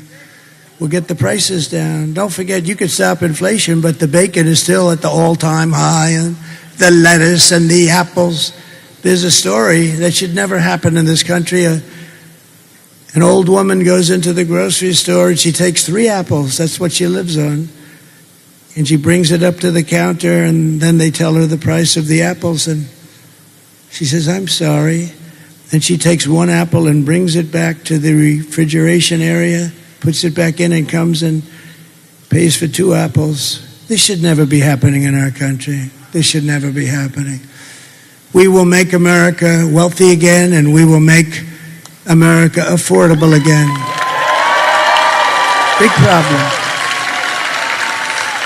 So we're 2 days away from the best jobs and the biggest paychecks and the brightest economic future the world has ever seen. Kamala talks about fixing the economy, but why doesn't she do it? She said the other night, yes, I'm going to fix the economy. Why the hell don't you do it? She's always saying, I'm going to do this, I'm going to do that. The best was today, though. She was going to fix something else. When I got into office in January, do it now. What are you waiting for? It's all a big con. She's not going to do anything. She's incapable of doing it. Kamala's plan will impose the largest tax hike in American history and raise taxes on the typical American family of 4 or 5 by more than $3,000 a year. Congratulations. You know, all my life, I've always found politics fascinating. I never knew I'd be a politician. I still like to try and get away with saying I'm not. But I guess after 9 years, I guess I am. It's all right. But you know, all my life, I've watched politicians run for office. And all my life, they've been talking about cutting taxes. We will cut taxes. We will cut taxes. And oftentimes it turned out, frankly, they weren't able to do it, or it wasn't true, but they turned out. But I've never seen a politician run and say, we're going to raise your taxes and have people vote for them. We are going to raise your taxes. You're paying far too much already. And we are going to cut your taxes substantially, and it's going to be helped by lowering interest and by oil and gas. And by the most beautiful word in history, tariff. We're going to tariff the hell out of countries that have been taking advantage of us and stealing our jobs, stealing our companies. My plan will be massively to cut taxes for workers. We're going to cut their taxes and small businesses, and we will have, quite simply, no tax on tips, no tax on overtime, and no tax on Social Security benefits for our great seniors.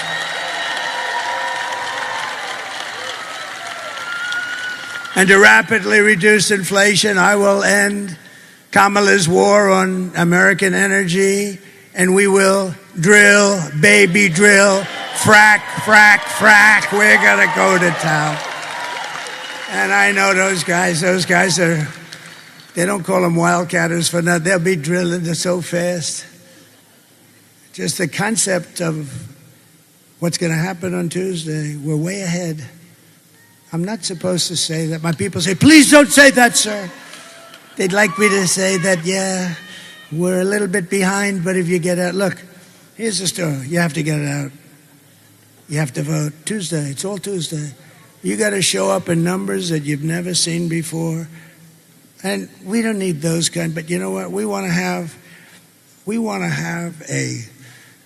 so many votes that we can really do what we have to do to make our country great, to fix our country. We don't want to have and you know, it would be nice, it's obviously not necessary, but it would really be nice to have more votes than they do, because typically it's not great mathematics, because you take a place like Gavin Newsom in California. Did you see that his poll numbers have absolutely collapsed? Did you see that, Marjorie Taylor Greene? Did you see that? Gavin Newsom, one of the worst governors in history. But Gavin, his poll numbers are, what the hell's happening? What happened to his poll? But all of these people, they're just taxing you out. But the worst is, I was talking to Elon Musk. How great is Elon Musk? When I saw that rocket ship come in a week ago, I'm looking and I told the story twice. I'm looking at that rocket ship and I'm on the phone with a very important person, very, very important. Even all these senators, even Herschel Walker would be impressed with him. Not that, Herschel wouldn't be that impressed. Herschel is, by the way, you're the greatest, Herschel. What a good man. They didn't treat him fairly. They didn't treat him fairly. You know, Herschel was very fast, very big, very fast, but he would always run around. But if perchance you couldn't run around, he would run through people I've never seen. He would carry 4 coal miners' sons on his back for like 12 years. They didn't know what. They're banging him and they couldn't touch him. Really, maybe one of the top 2 or 3 in the history of football. We were really great. Remember, they played here in your state, the ballot to Herschel Walker. They're playing the ballot to that guy. And all he wanted to do is play football. He's a good person with a great wife and family and everything. And we love that you're here, Herschel.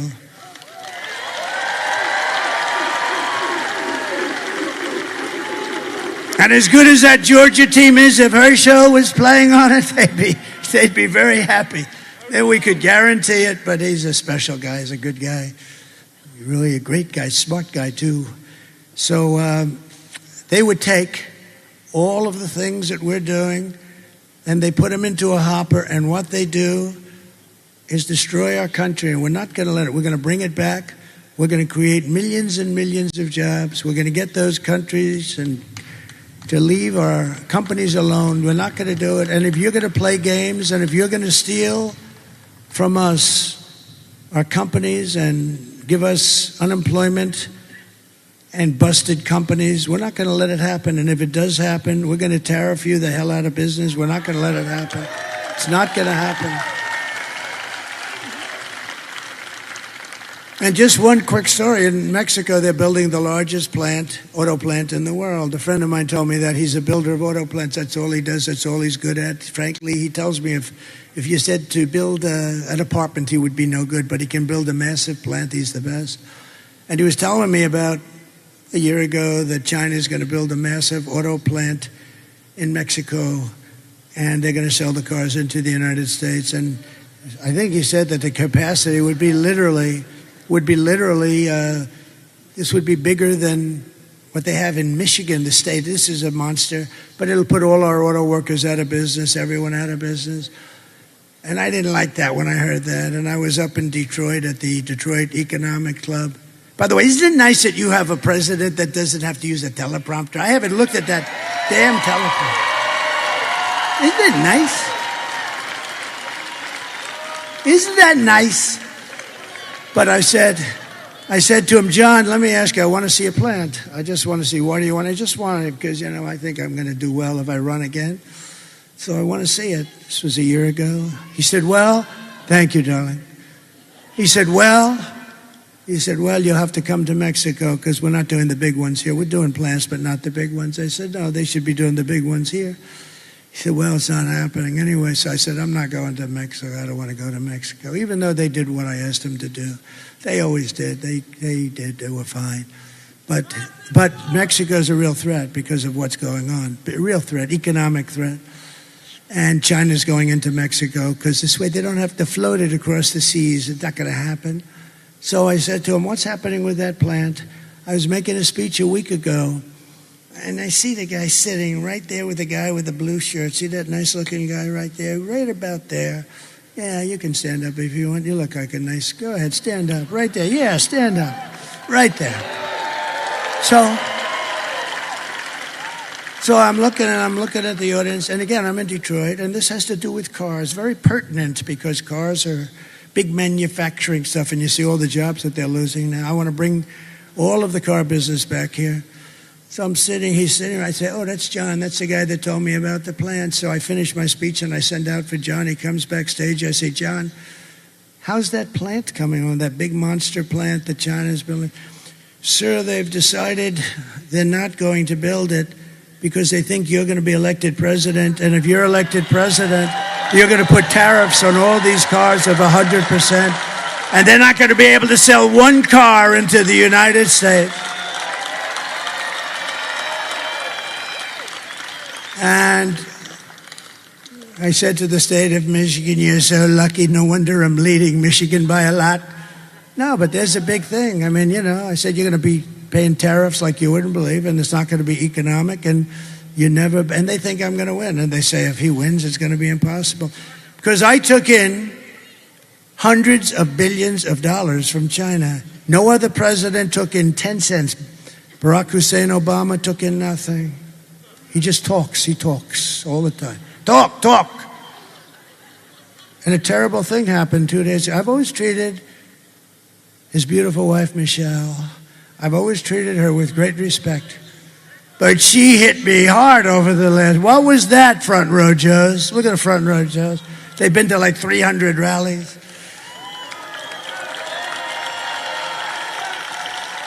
And this, by the way, look at this thing. 25,000 people standing outside. Look at it, to the back window. You know it's full when you have the back window and people are hanging out the window. Be careful, too. But this isn't a rally. You know what this is? This is a request to tell everybody just to go, please, just go and vote on Tuesday.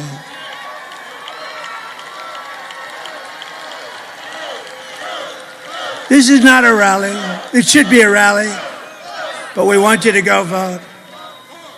So I believe in America first. It's going to be America first. And you don't hear that often. But our country is going to be so successful. It's going to be so rich. Your taxes are coming down. Your jobs are going up. And we are going to indeed have an economic miracle. And it's not going to be that hard. And it's really something that others do to us, the smart ones. There are no dumb ones. We're the dumb one. I have never seen a good trade deal made. I changed a deal with Japan. I changed a deal with South Korea. I changed a lot of deals. But we're at a disadvantage because we had long-term deals. But I didn't care about that. I said, we're changing them. I don't care. I didn't care because I don't know how the hell they got those deals. Those deals, there's two ways those deals, it's like the voting stuff. There's two ways those deals were made. Either the person that made them was corrupt or stupid, because you had the worst trade deals ever made by any country ever. Anyway, we started changing that all around, and we were doing unbelievable. We had the greatest economy in the history of the world. We were leapfrogging and lapping China. China was going crazy with me. Please don't put any more tariffs on. I saved the steel industry. If I didn't they were dumping steel. You remember that. If I didn't do that, you would have no steel. And by the way, I don't want U.S. Steel, the greatest company in the world 70 years ago, to be sold to Japan. I just don't want that to happen. Everything Kamala says is a lie. She has no vision, no ideas, and she has absolutely no solutions. But take a look at this for a second, because this is just terrible. Take a look. Good evening, everyone. Tonight I will speak about Donald Trump. Donald Trump, Donald Trump, Donald Trump, Donald Trump, Donald Trump, Donald Trump, Donald Trump, Donald Trump, Donald Trump, Donald Trump, Donald Trump, Donald Trump, Donald Trump, Donald Trump, Donald Trump, Donald Trump, Trump. I can't stand it. I can't stand it, Marco. So, no, this was the other night. She made a speech. Every sentence was about me. Our great First Lady said, "Darling, are you okay?" They asked her about the economy. Donald Trump. No, they've been there for 4 years, the whole thing. What they did to this country is record-setting, and especially at the border,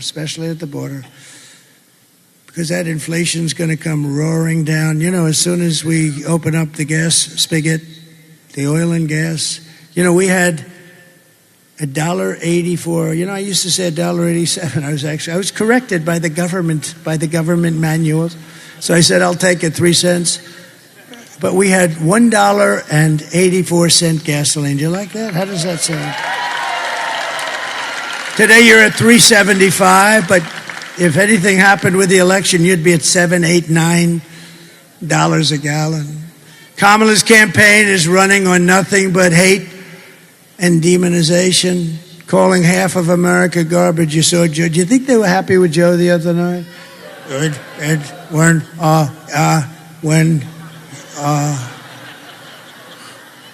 His people are garbage. They are garbage. Oh, I said, is he screwed now with them? He says, that's lasted for about 5 days now. This is not good. And perhaps that's why we're leading by so much, but that's not really the reason. The reason is that first little question I put. We built a great, great economy, and their economy is terrible because of inflation, in all fairness, largely because of inflation, but if inflation's a real bad word. Meanwhile, Kamala says she would not do one thing differently from Joe Biden, which in itself is disqualifying. I wouldn't do one thing. How about the 325,000 children that are dead, missing, or slaves? She wouldn't do that different. Our country is almost at a 90% wrong track, the highest in the history of our country, and she says, I would do nothing different. Take a look. Would you have done something differently than President Biden during the past 4 years? There is not a thing that comes to mind. I stood there on the tarmac watching you check your watch. Would you have done something differently? There is not a thing that comes to mind. All right, so this is the other video that the people upstairs don't want you to hear about, so we can't play it. But during this video, they're talking about, obviously, as you can see on screen, a bunch of the Tres Leches guys that have been doing bad stuff to apartment dwellers and to women in various cities across the country. Maybe this is why cities like states like Colorado might be turning. Maybe this is one of the reasons. People can see that they're not safe in their own areas. Maybe that's why New York might even be in play. Maybe the people in New York have said to themselves, we've absolutely had enough. We're not going to basically live like animals anymore. Maybe that's why all this stuff is happening. I don't know. But anyway, let's go back to Trump. We say, let's see, I'd strengthen up the border. I'd do something on inflation. I'd do that. You could say 20 different that you couldn't think of anything. This is not what you want for your president. So if you want to end this disaster, you have to go out, get out and vote. And just in conclusion, we want to just introduce a few people that are incredible. They're really incredible. Lieutenant Governor Burt Jones, thank you for being here, Burt. Great guy. The great senator from Florida, and he's a tough guy. I had to compete against this guy. This guy was not easy. He's tough. He's tough and he's smart, and he's my friend Marco Rubio. Thank you, Marco. And former Senators David Perdue, he's working so hard, and Kelly Loeffler. Thank you, Kelly. Thank you, David. Somebody I'm very proud of, Arkansas Governor Sarah Huckabee Sanders.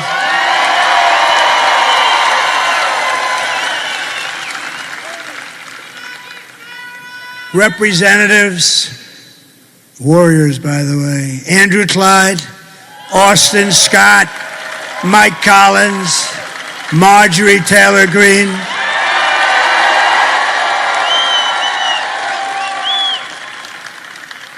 And a guy who was great in the Mueller hearings. Remember, he was hitting up Mueller with so many questions. Mueller said, I don't know, I can't.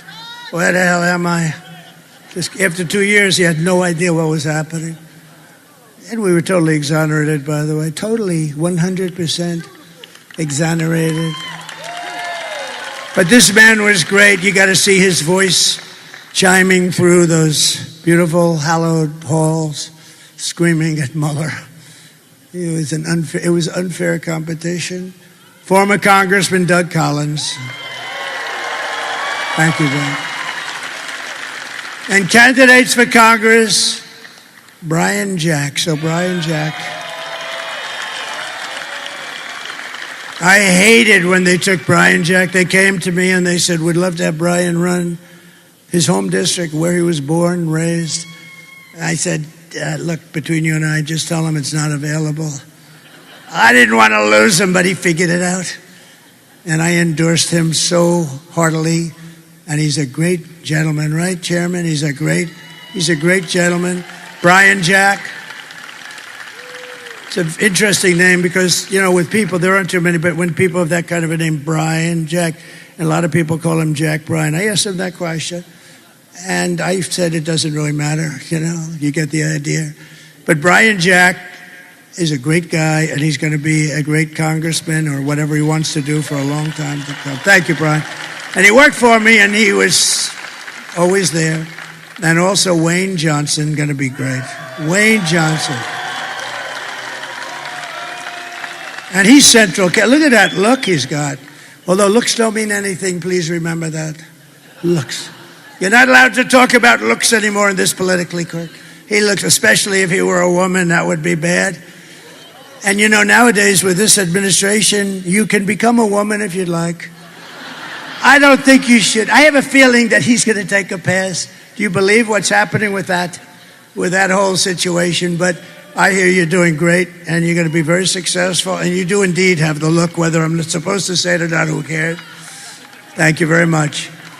Agriculture Commissioner, and he's a good one, Tyler Harper. Thank you, Tyler. He's a good one.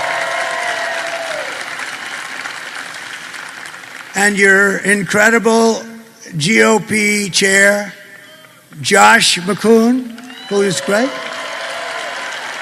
I don't want to talk about him too much, though, because, you know, if some crazy thing happens on Tuesday, I can't say, because then I'd say he didn't do a good job. But now he's done a great job, and I hear we're really in great shape, right? We have record-setting early voting, numbers that nobody's ever seen before. Can you believe that? I mean, basically, correct me if I'm wrong, but the Republican Party never wins early. We'll be 200,000, 300,000, 400,000 votes behind, and that they consider that good. But it's just the opposite. We're hundreds of thousands of votes ahead. Nope, this has never happened before. But it all means nothing if you don't go out on Tuesday and vote. Right, Josh? We have to get them to vote. And, of course, I just introduced him, the legendary Herschel Walker. We love Herschel. Thank you, Herschel.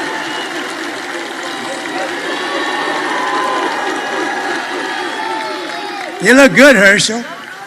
I also want to send our prayers to everyone here in Georgia who is still recovering from Hurricane Helene. And I want to also thank you, Governor. He's been very gracious. He's working very hard on making sure that we win this vote on Tuesday. So I want to thank very much Brian. That's very good. That's really nice. Thank you very much. Everybody's working as a unit because winning this vote, and by the way, winning this state, we win this state and it's over. It's over. So get out there and do it. Kamala's hurricane response was a disgrace and actually a betrayal. It was just reported that almost 50% of phone calls to FEMA for disaster aid went totally unanswered. You know why? Because they spent their money on illegal aliens, people coming into our country illegally, many of them very bad people. So you cannot trust this person. Anybody doing that, you can't trust that person to be president. You had the worst hurricane like maybe ever, and boy did North Carolina get hit, but you got hit really hard. And you know, I want to thank Elon Musk, okay? Because Elon, the head of North Carolina Rescue, and your governor, and also some of your people that did a really great job but had very little federal help, they asked, would it be possible for you to call Elon Musk? And he gave me the greatest endorsement ever. I mean, how good is it to get his? Because we like intelligent people. We got to protect our brilliant people. We don't have too many of them. And when I saw that rocket come down, the way it came down was so beautiful. Boom, right on that pad. He was unbelievable. I said, was that yours? Yes. Oh. Can Russia do it? No. Nobody can do it. China? No, nothing. Nobody can do it. And I said, he does something called Starlink. And the man from, a very good official, by the way, state official, he's from North Carolina. He said, sir, could you call up Elon Musk? I know you have a good relationship. We want Starlink. I said, what the hell is Starlink? Tell me about it. It's a communication system. All of the wires in parts of Georgia, too. All of the wires are down, and it's very successful. It's very hard to get. We can't get them, and we need it. I mean, people are dying. They have no communication, and people are dying. And I called Elon. I said, Elon, you got to do me a favor. Do yourself a favor. Do humanity. They got to get this thing you have called Starlink, and you got to get it fast, Elon. And I talked to him for a couple of seconds, literally, and I got a call from the guy from North Carolina thanking me for getting Starlink. I said, how the hell did you do that, Elon?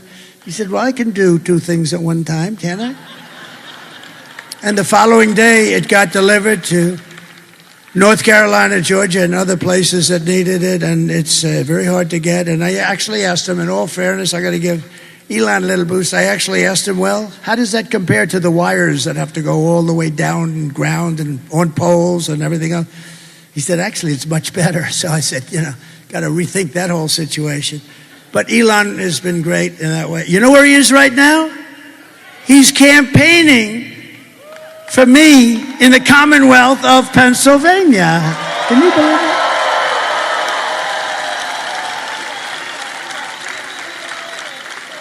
That rocket went up, and I mean, the thing was down for probably 30 minutes, and he announced he's going to, because he thinks this election is the most important thing maybe to ever. He doesn't think we're going to have a country left if a guy named Trump doesn't win this election. And he's a very smart guy. But how good is that? Think of it. He is campaigning for all of us. He's not campaigning for me. Thank you very much, sir. That's fine. It's all right. That's very good. I like that. I like that. I like that. I like that. How can I get angry at this guy, right? Normally I'd say, who the hell is in front of me with a sign? But that sign is okay, sir. That because he's up there and he's going to help us out. Thank you. Thank you.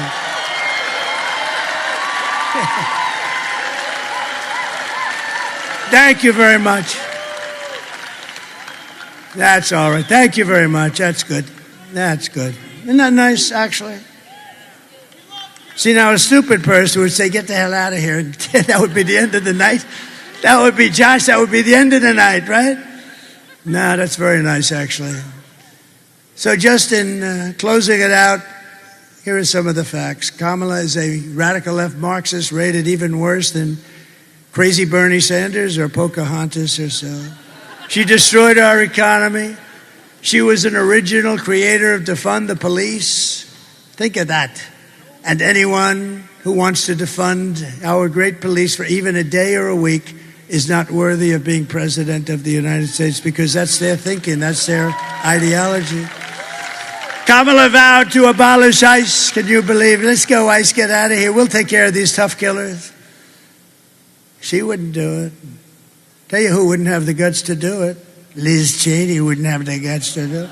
Liz Cheney, oh. She's a big talker. We're going to put thousands of soldiers and they'll die. They'll all die. And I'll be sitting home with my dad who ruined, think of all the people that are dead right now.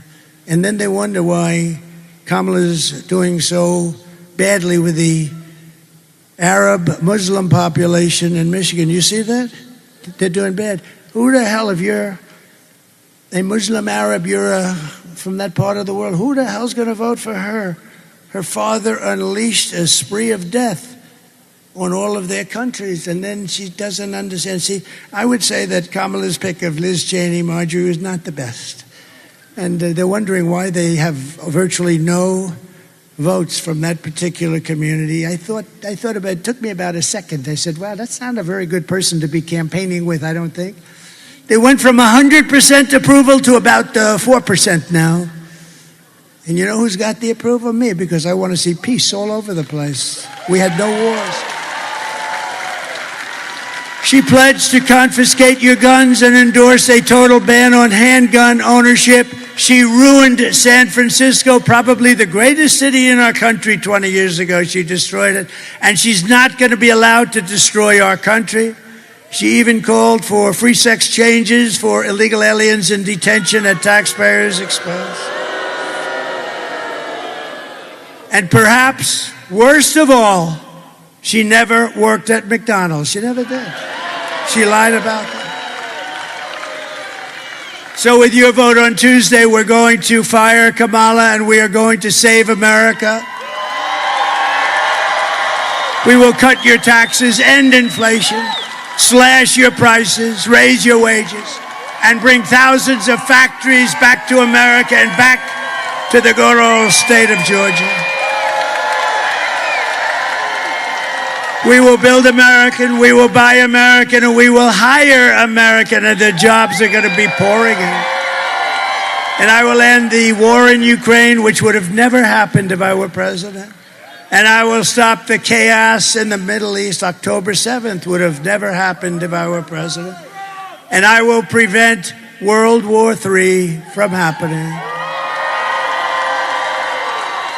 Because this would be a war like no other. This would be a war, the level of destructive power. This would be a war like no other, but it'll never happen. But it could happen with them. It will happen. I'm most worried about the next 3 months. That's what I'm worried. I'm actually worried about the next 3 months. We will crush violent crime and give our police the support, protection, resources, and respect that they so dearly deserve. We will strengthen and modernize our military. I rebuilt our entire military, but they gave a lot of it away to Afghanistan. Can you imagine that? They gave billions and billions of dollars away, but it's still only a fraction of what we have. We rebuilt the military. We've got to touch it up anyway. We're going to touch it up. And I rebuilt the nuclear arsenal, and I hated doing it because it's obliteration. We don't want that to happen. And, you know, Russia and myself and China were talking about de-escalation, actually, of nuclear. We had that going, and then this stupid thing happened with the election. And you think Biden thought about that? He can't figure out how the hell he goes up to bed. And besides that, I was just thinking the other day, you know, you have countries, and when somebody calls, like Putin calls, or President Xi, who's a fierce individual, somebody said, what's he like? He's a very smart guy, but what's he like? Well, he's a fierce individual. He really is. He's fierce. When you get into an argument with him, you know you've got an argument going, right? He's a fierce, and he loves China, and we love the USA, right? So, but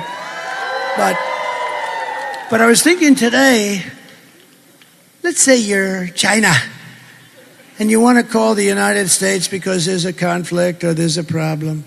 Who the hell do you call? There's nobody. Do you call her? Do you call... He's not going to be answering your phone. He only works about 2 hours a day. And I understand. I mean, it's okay.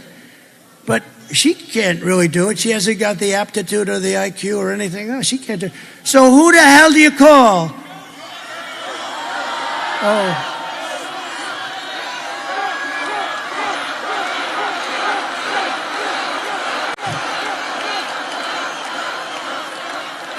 Well, I don't know if they have a choice. There's nobody you can go. You ever have that?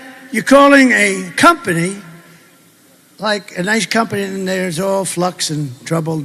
You don't know who to touch. Here's on a much larger scale, to put it mildly, the largest scale in the world. You call the United States because we have a problem with something. You have no idea who the hell you're talking to. We will build a missile defense shield, all made in the USA, wrapped around our country to defend ourselves and our country. It's all going to be made in the United States, and a lot of it in your great state. We'll put Herschel Walker in charge of that little sucker, okay? And we're going to do that. It's so important. You know, it's our technology. I know a lot of people say it's our technology, and we're going to use that technology at an even higher level. You know, when you see Israel with 187 rockets blasted, and almost all of them are knocked down, well, we got to have that kind of capability too. And we're the one can do it better than anybody. You know, Ronald Reagan wanted to do it, but we really didn't have the technology. He was great, but we didn't have the technology then. It would have been a terrible thing, because we would have had it, it would have never worked. But now we have technology where it can knock a pin out of the sky. It can knock a little pin this big out of the sky. It's incredible. We will rebuild our cities, including our capital in Washington, D.C., which is a mess, with graffiti on our marble, beautiful Carrara marble columns all over the city, graffiti and filth and crime. We're going to make it beautiful again, and we're going to rebuild our cities. We're going to work with Democrat mayors and governors. We'll probably have to, and we're going to make our cities beautiful and safe again. We'll work with them if we have to. And we will teach our children to love our country, to honor our history, and to always respect our great American flag.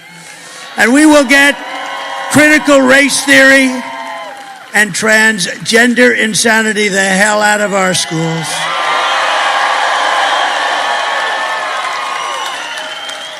And we will keep men out of women's sports. That's like a no-brainer. Brett Favre endorsed me yesterday. That was beautiful. While we were in Wisconsin, Green Bay, Wisconsin, he said, I've never endorsed anybody in my life. It was never appropriate for me to do so. You're the one person I'm going to endorse. And I said, that's an honor. And he shook my hand. It's the largest hand I have ever seen. This hand is the biggest thing I've ever seen. Then you wonder why he threw the ball so hard and so long. He was a great player, but he endorsed me, and that was a great honor. I will defend religious liberty. I will restore free speech, and I will defend the right to keep and bear arms, our Second Amendment. After years of building up foreign nations, defending foreign borders, and protecting foreign lands, we are going to just do this. We're going to do this so at a level that we have never done it before, because we're putting America first, and we're going to help others. We're not going to be, we're never leaving our shores. We'll help others, but first we have to build our country back up. We have a sick, sick country. I say, we're a nation in decline. We're not going to be a nation in decline for very long, I can tell you that. But we're going to defend our borders and protect our citizens. We're going to do that. And we will stop illegal immigration once and for all. We're going to stop those criminals from coming in. We're being invaded, and we're going to stop it. And we will not be invaded, and we will not be occupied. We will not be overrun. We will not be conquered. They are conquered. Can you imagine 5 years ago, me, standing up and saying, we will not be invaded, we will not be conquered, because we are being invaded. And can you imagine that we even think of that?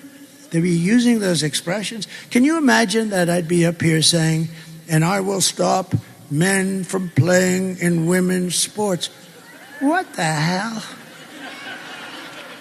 It's interesting. I read so much, and it's such a big deal.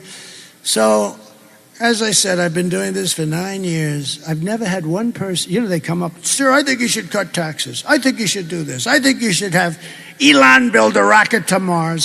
Everything. They never said to me, sir, it's very important that men be able to play in women's sports. I've never had anybody come up with, and yet it's like a big deal. That's all they talk about. I never had anybody come up and say, sir, it's so important, let men play in women's sports.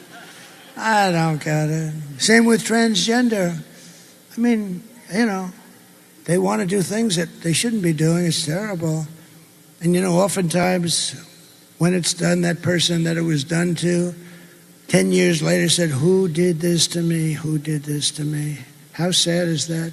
Little children, they take them without parental consent. Can you believe it? It's not even possible to believe. And we're going to change it all around, and the people because you know what? We're the party of common sense. We're the party of common sense. We will be a free and proud nation once again.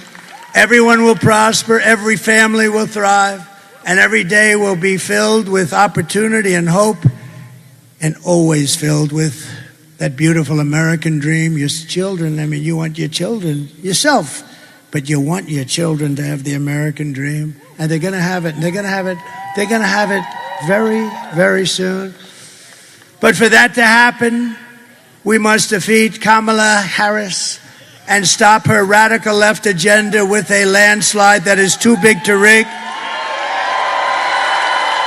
So on Tuesday, see, it's very simple. For 2 weeks I've been saying, call this number, that number, early voting, late voting.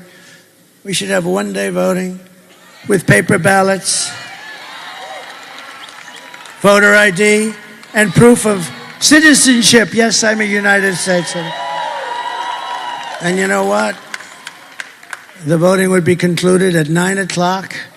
The winner would be announced, and the loser would be announced at 9:30. You would save hundreds of millions of dollars. Do you know that paper ballots, actually the paper is highly sophisticated. It's called watermark. It's like got fingerprints on it. Very sophisticated. But do you know that it costs 8% of the machines? And I'm upset because the machines, they say, when are we going to have they don't know. They don't know. Is it going to be Tuesday? It should be Tuesday night. We should demand it has to be accurate. Number one, has to be Tuesday night. But eventually, and we're going to work on that. That's a part of our platform. We're going to go to France. Did it? They had 39 million people vote. They voted. They had a winner. They had a loser. They went to mail-in ballots, and it didn't work. It was tremendous, rampant cheating. As you know, there would be. Jimmy Carter said there would be when he was asked to chair a commission. But we're going to bring so many things back to our country, and they're common sense things like that. You need to get out and vote. We're going to do things that are going to make you so proud. And we just don't want to take a chance. We're leading by a lot.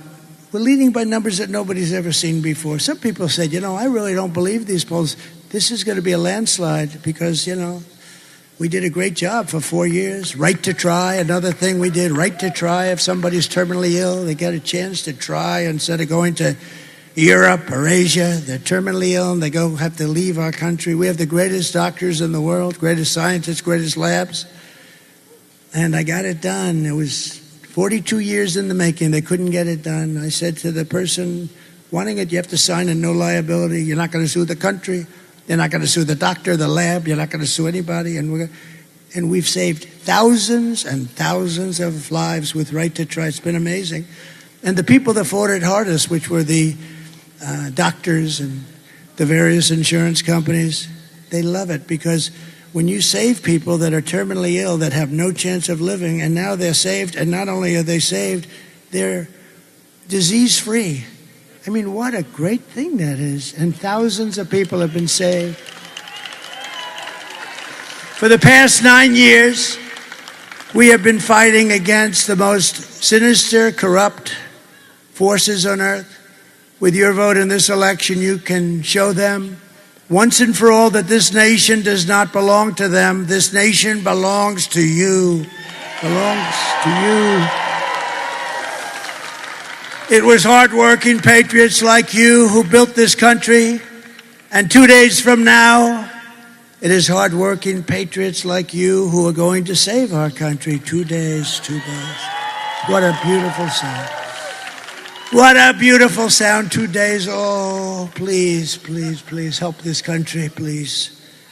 After all we have been through together, we stand on the verge of the 4 greatest years in American history. You watch. It's going to be so good. It's going to be so much fun. It'll be nasty a little bit at times, and maybe at the beginning in particular, but it's going to be something that we're going to go to heights that this country never has reached, and nobody ever even thought it could. You're going to see things that you're not going to believe. With your help, from now until Election Day, we will restore America's promise, and we will take back the nation that we love. We love this nation. That's why I'm doing this. I didn't have to be here tonight. I could have been on a beautiful beach somewhere. The sun pouring down on me, the waves, saltwater waves hitting me in the face. I love those properties, but you know what? I love this much more. It's not even a contest.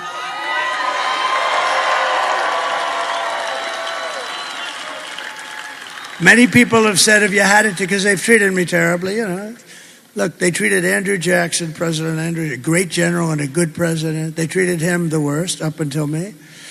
They treated Abraham Lincoln, is considered the second worst. They treated him but he was in a civil war, in all fairness. I guess that makes sense, right? He had a civil war. But now I think there's no question about the fact that I got treated the worst. Think of it. And it did. I mentioned before. I got treated worse than Alphonse Capone, one of the greatest killers in the world. Scarface, and my father's looking down. Probably he's looking down, but my mother is definitely looking down. My father, you know, a little questionable, but no, he was a tough guy, but he was a great guy and a good guy. But we're one people, one family, and one glorious nation under God, under God. We will never give in, we will never give up. We will never back down, and we will never, ever surrender. We're not surrendering. We're there. We're there. You got to get out and vote. We're there. We're actually on the 1 yard line. Let's go get out and vote. Everybody vote, vote, vote, vote. Together we will fight, fight, fight, and we will win, win, win. We're going to win. November 5th will be the most important day in the history of our country. And together we will make America powerful again. We will make America wealthy again. We will make America healthy again. We will make America strong again. We will make America proud again. We will make America safe again. And we will make America great again. Thank you, Georgia. Thank you very much. God bless you all. God. We got through the day. 3 rallies, and somehow this 78-year-old man seemingly got stronger as the day went on. I don't know what kind of treatments he's taken. I don't know what kind of medicine or vitamins, but this morning it sounded like he wouldn't even get through the day. And then tonight, he's out there bellowing again. He's got his voice back. So the guy must heal with the best of them. He obviously has more stamina and energy than most people have at half his age. It's incredible. Absolutely incredible. Love seeing the crowd today. A lot of young people in the crowd. You're noticing this stuff is happening. Lots and lots and lots of young people are showing up at his rallies. Huge rallies. Since you guys, since the beginning of this video, when Trump's on screen, I don't like to interrupt too much. And so what I do is I look and check the news and see what's going on. I go on certain people that I follow as he's dancing his way back off stage. And what was interesting is I covered that pollster who came out with that Iowa poll. In the span of, we've been on for 2 hours and 10 minutes, she's been completely discredited. She might as well just hang her head in shame. Just basically go ahead and hide her. Just go ahead and who's that running to the stage? Oh, that was that microphone guy. Just forget it. You're done. You're forever done. It's all over X. People are laughing at her, trashing her. Hope the check was big enough. I hope they paid you the right amount of money, because damn, your career as a pollster is over. As I showed you, if you guys didn't see it, go all the way back to the beginning of the video, all the way back, and you're going to see about 4 or 5 minutes of just complete comedy. That this woman put out this poll, and it took less than 24 hours That's why I always wait to respond. It took about 24 hours to completely discredit her. Now she's left in a pile of tears. The media looks even stupider than they did this morning. They all ran out there, and actually they ran out and published stuff last night, and there was all kinds of articles, including on Fox, about how Kamala Harris is up by 3 points in Iowa, and now they're all crying in their soup. Just crying. She's been completely discredited. I'm surprised the Des Moines Register just doesn't say, listen, never mind, we made a mistake. Completely discredited. Anyone talking about that Iowa poll now is just in the tank and getting paid by the Democrats. That's what you have to assume. So that's it. So I wanted to show you a couple things that happened again while this rally was going on. I want you to see something. We talked earlier about what's going on in other states. States like Colorado and Oregon and Washington State. Well, a video came out tonight, and this video is about New Hampshire. What's going on in New Hampshire? Well, a massive line has formed for J.D. Vance in New Hampshire. These people aren't all MAGA. They're middle-class people tired of the Democratic regime, Kamala's worst nightmare. Let me put this up so you can just see this thing. Wait till you see this line going to see not Trump, but J.D. Vance. This is a line. Whoever's doing this video, the video is 1 minute and 41 seconds long. So imagine that you're walking for 1 minute and 41 seconds. That's how many people are lined up in New Hampshire tonight, earlier, to see J.D. Vance, not even Trump. Look at all these freaking people in line to see J.D. Vance. Look at this. Something is happening. This is pure insanity. How many people are in line to see J.D. in New Hampshire? Are you seeing this? Yeah, you're seeing it. I'm showing it. This is absolutely phenomenal. New Hampshire is supposed to be a deep, deep, deep, deep blue area. And the line just keeps going and going and going and snaking around. Something's happening, people. Something big. We're on the verge of something huge. And of course, you won't see this on the news or the so-called news. You see it from people like me and people who like this. Actually, this was put out by the New Hampshire Journal. Originally took this video. They're probably shocked. Look at that.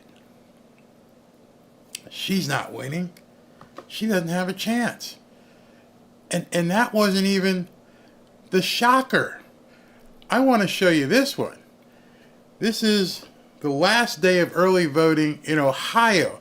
And the line at the Franklin County Board of Elections is insane.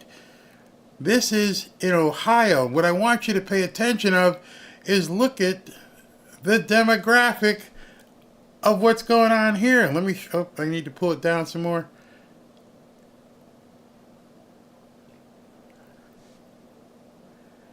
And some of you may be saying, hey Barry, well, some of those people can be Democrats.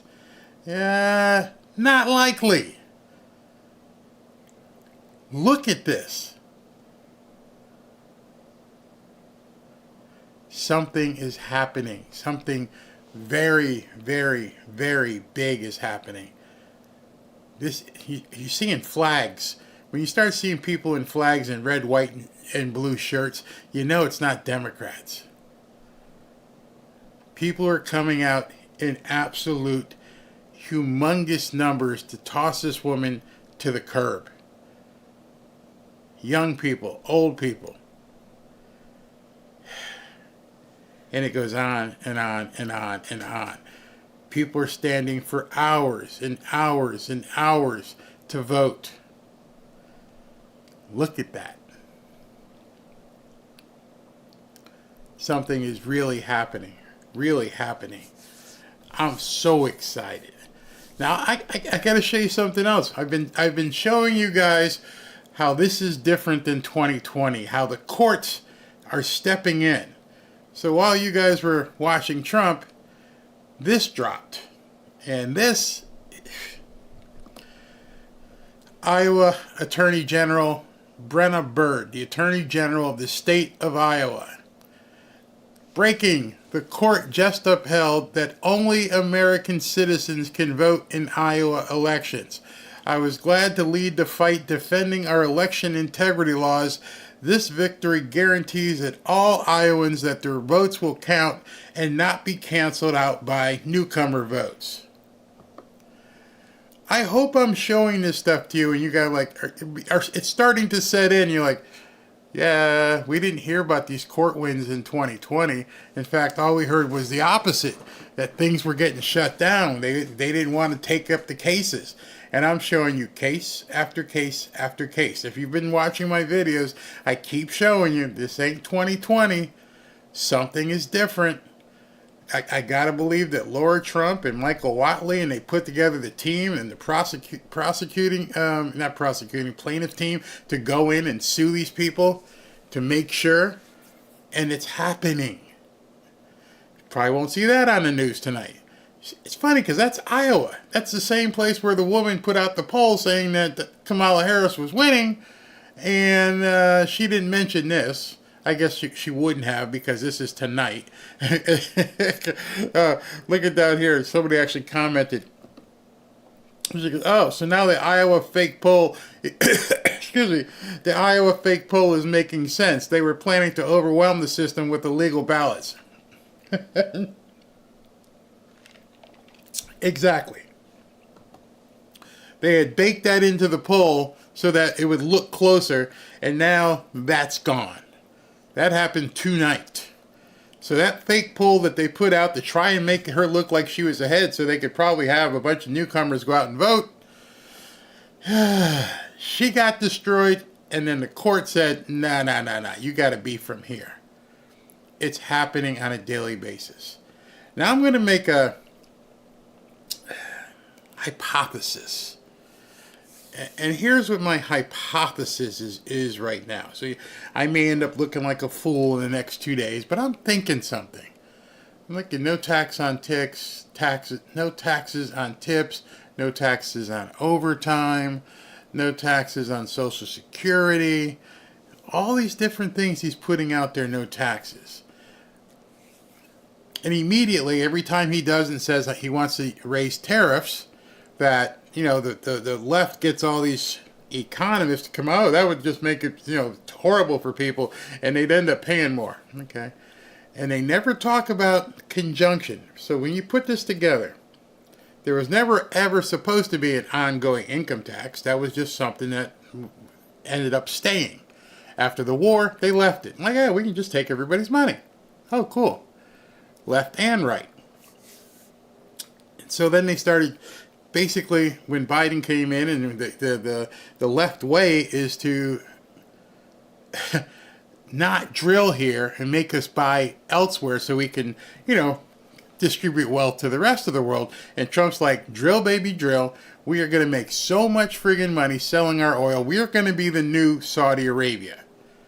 We will be more wealthy than Saudi Arabia. By the way, buy oil stocks when he wins. Buy some oil stocks.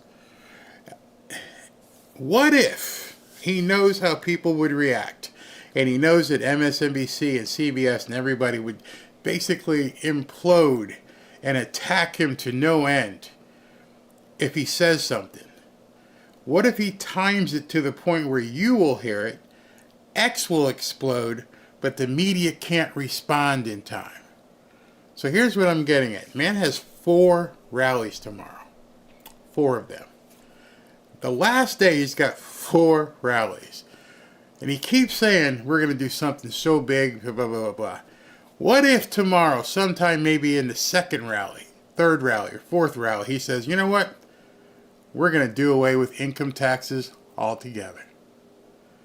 It doesn't give the left any time to mobilize and get these economists on television it would explode him. It would be such a thing going into the vote that there'd be no possible way anybody on the left could combat that.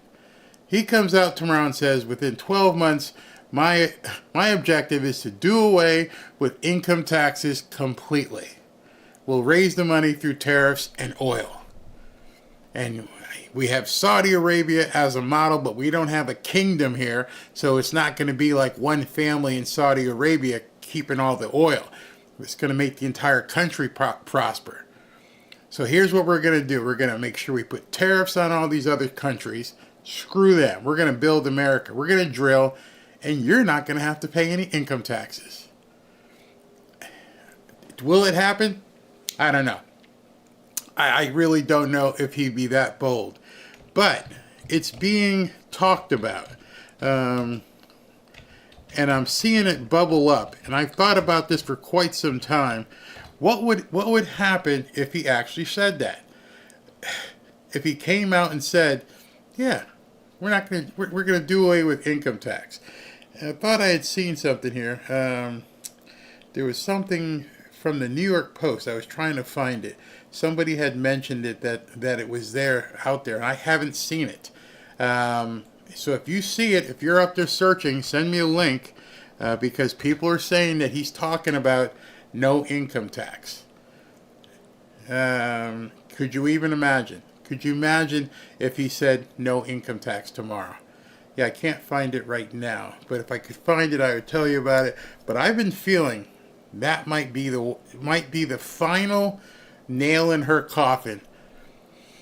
That overwhelmingly, if people were to hear no income tax, what would happen? I think there'd be a lot of Democrats. Okay, it's Trump. It's Trump. I think he's got it already, but don't be surprised if tomorrow, sometime during 4 rallies, he doesn't say, and he waits, and that's his closing speech. That's his closing thing, that he comes out and says, no income tax. Don't be surprised. I'm just telling you. You know, it might not happen, but don't be surprised if that doesn't come out tomorrow. No income tax, and he closes his campaign with something like that. Going into Tuesday, the world would erupt. At least the country would. I'm sure you'd be like screaming, like, wait a minute, no more income tax? Nope, no more income tax. Done. We're going to tariff, we're going to drill, we'll have so much money, we won't need to take yours anymore. And then you couple that with what Elon's doing. Hey, listen, can we just start cutting the government? Sure, we can cut that. So if I cut this, and I raise more revenue by drilling and tariffs, then why do I need their money? We don't. Watch. And if you see it anywhere, send me a link, because I bet it's out there someplace that he's been saying it. I can't be the only one talking about it, but I would almost think that there's no income tax on the board somewhere. Whether or not he can do it, I'm not sure, but that's what I think. All right, so let's go ahead and give away these 5 hoodies. Let me log into this thing and do this and bring it over so everybody can see it. Okay, and put this window over here so people can see it. Push this up, go to here, and do a live draw. All right, we are ready. Let me go ahead and pick winner number 1. Winner number 1 for tonight is Tammy. Ooh, you can't see it, can you? I gotta move this up. Winner number 1 is Tammy Daly. Tammy Daly, you have won a Trump hoodie. Let's pick another one. Going to do this 5 times real quick, so bear with me while I do this. Let's pick another one. Grant Pritchard, you have won a Trump hoodie. Grant Pritchard. If you've entered before, you don't have to worry about entering again. Number 3, Elizabeth Peck. Elizabeth Peck, you won a Trump hoodie. That's 3. And this is number 4. And number 4, we're going to go ahead and who is it? John Chapin. John Chapin, you have won a Trump hoodie. And let's go with one more for tonight because I said I was going to do 5. Ashley's probably going to kill me, but anyway, because she does all the work in shipping this stuff out. All right, here we go. Number 5 for tonight. Cindy Santiago. Cindy Santiago, you are one of the 5 winners. Those were the 5 winners of the Trump hoodies. All right, so how do you enter? Let me see here. Somebody asked me how you enter. All right, so you can just keep entering, and we'll keep giving them away. You go here to enter. Go to fanfareshop.org. Get your name inside the database, and then when we give them away, we just go ahead and pick them from the database. As you saw, that's a randomizing software that allows me to go ahead and not have to worry about it, do it live. There's no, it picks them right there, and you guys can see it. So there's my beautiful wife, Robin, and fanfareshop.org. Ready? You got that? All right. So from here, I just hope he does no income tax. That would, it'd be so great. It would be so great. All right. So let me go to Super Chats right now. I think I've covered everything for the night. Well, I just can't believe they blew up that poll. Ugh. They blew that poll up completely. Actually, she blew it up herself because it was so idiotic. But it took less than 24 hours to make that thing go poof. All right, let me do this. So tomorrow morning, 9:30 is rally number 1. At least Trump's going to get some sleep tonight because it's in Raleigh, North Carolina, up there in the Tar Heel State, Raleigh, North Carolina.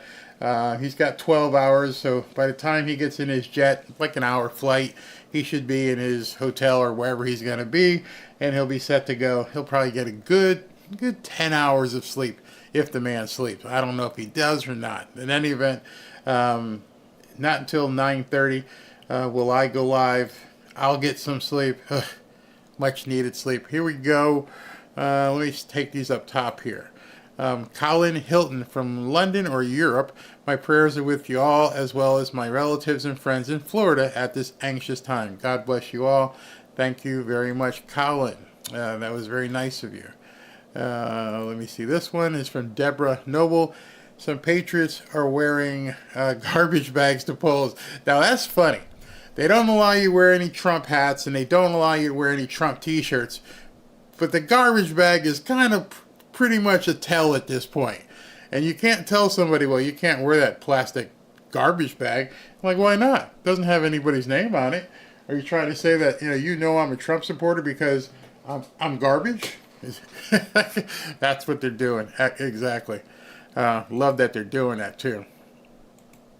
And then Marcus, hello. Only 12,000 new jobs, but 87,000 new IRS agents is the most evil, intentional BS I've ever heard.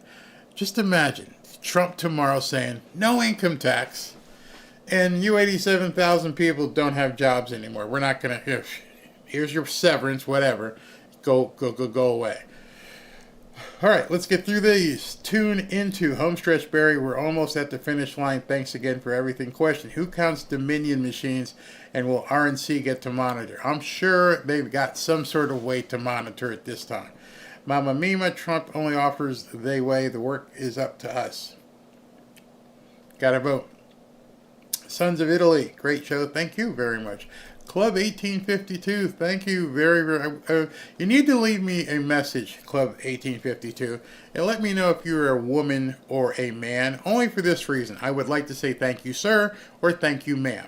That's the only reason. I'm not trying to pry, just like to address you, other than hi, Club 1852. Laugh my ass off. No one can stop what is coming. Nope, they can't. They're trying.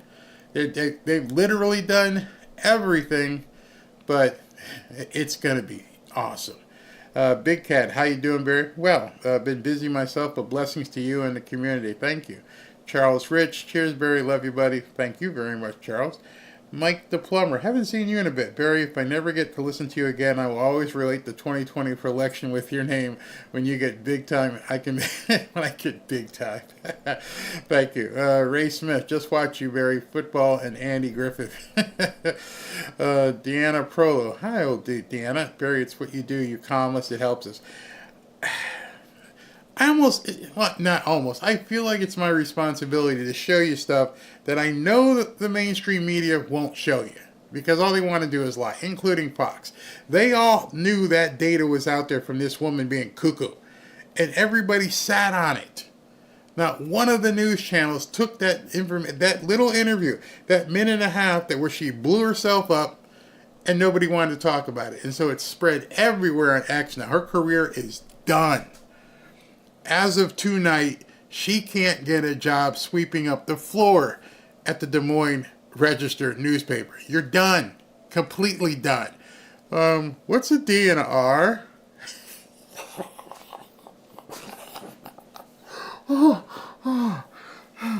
What's a D and an... I don't understand this. Ashley's a teacher. I mean, it's amazing. You're the pollster, and you don't understand the shit you're supposed to be doing. Whew. Well, that's a good one. Black Yellow Flash. That poster lady needs a special kind of a football helmet. And a yellow bus ticket as well. She got exposed. I mean, like I told you, Mark Halpern, she probably thought it was safe. It was safe ground. This wasn't Fox or somebody. This was someone she could get on. This guy was probably going to give her props and everything. And she didn't realize she put herself in that position. The first question he said to her, she said, "What's DNR?" And you could almost see him like, uh-oh, I just exposed you. I didn't mean to. I didn't mean to blow up your career. And it just went downhill from there. Attention, Iowa is Trump country. Oh, yeah, big. Yeah, big. And one of the other things, we said the media is going to get destroyed. Tuesday night or whenever they tell us, the polling industry is done. They're done forever. You need not ever watch polling ever again, because what they've been saying all along is going to get exposed. Lindsay Mosley, Trump was also pissed off because of the troops not getting their ballots. Yep, that.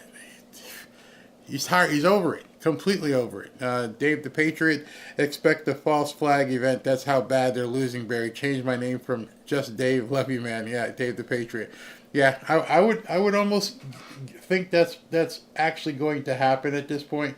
I think that they will become so desperate that they will expose themselves, and when they expose themselves, that's when they get dangerous. At this point, the military-industrial complex has to be wondering. They just sent another $400 million gazillion over to Ukraine.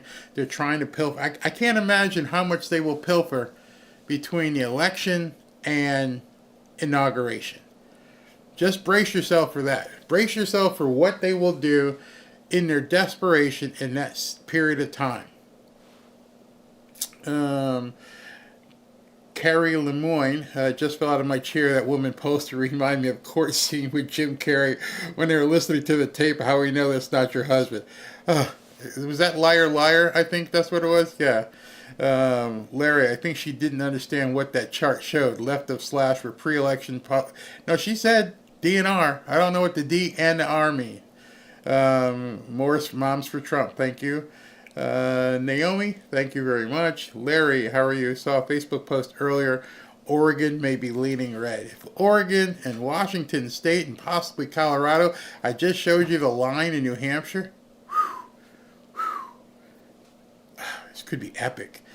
And it really could be called before 8 o'clock, or right when if the numbers are looking like they could be. John Parr, what makes no sense to me is that these libs will burn down their own home state. Oh, yeah, expect it. Biscuit Boy, wonder if Trump fired the broken mic guy. I didn't see him tonight, but then again, he had 3 events, and they probably had to stagger where people had to go. Marvin, going to my first rally tomorrow in Raleigh. Oh, awesome. Take some pictures. Send them to me. Glenda Cruz, Barry, you and your wife Robin are the best. Thank you very much. Rudy Pataski, thank you. Larry again, those young people will be 2028 Republican voters. Oh, yeah, for sure. Dave the Patriot, save the children, even the missing ones. 300. Everybody says 325, but at this point it has to be much, much more. Patras, Kamala abandoned the border. Marianne Corbett, I'm all in for Donald Trump. I ask that you keep me in your prayers because I live in Illinois and it's crazy here. Yeah. How far away from Chicago are you? Just stay indoors, lock your doors, watch out. Especially if Illinois gets close. Shiny Sharon, only one man Trump, make sure to vote. Absolutely. Ronald Jash, good evening from New Hampshire. Yes, I believe New Hampshire will fall to Trump. I've been asked to leave business for wearing a Trump hat. I've been called Nazi pervert and disgusting over my hat, and I can't wait. Wow. Let us know. Dave the Patriot, ICE will need reinforcements assigned to help. Talk about a job opening. What if, he says he's 87,000 IRS agents. Now, y'all all fired, but we're going to hire 87,000 new ICE agents. That would be awesome. Vincent Okafor, thank you.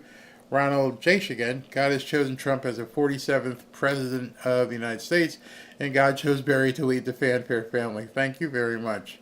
Hey, Tommy the guitar. Why'd you change your name, Tommy? You used to say Tommy the white guy guitarist or something. But anyway, Christ's gospel, the seventh seal, is opened, allowing the Madhadium, also power Bibles, become illegal. Resistance is futile. Antichrist rise from Islam and executes all. Ooh, boy, you went a little dark there, didn't you? But thank you. Helen Tower, did you know Trump's grandmother was a Sabbath keeper in Scotland? No, I did not know that. Did not know that.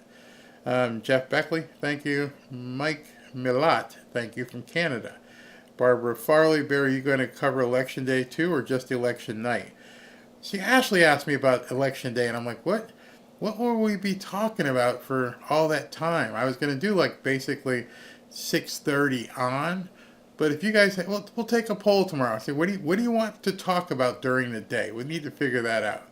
American Nazarite, it'll be a blessing for America if Trump wins, but no politician can take place of our own individual repentance and walk with God. Please turn to God through Yeshua, Jesus, read the Bible. Agreed. Trevor, I will say it for you, President Trump's Kamala, I can't stand it. Shut the hell up already. Tommy again. Pastor John MacArthur as well. Again, grace to you, church. Praise God. Praise the King of the universe. Jesus Christ, love and mercy. Thank you. Just another knucklehead. Did we have another rally tonight? No, we're done. We're done for the evening.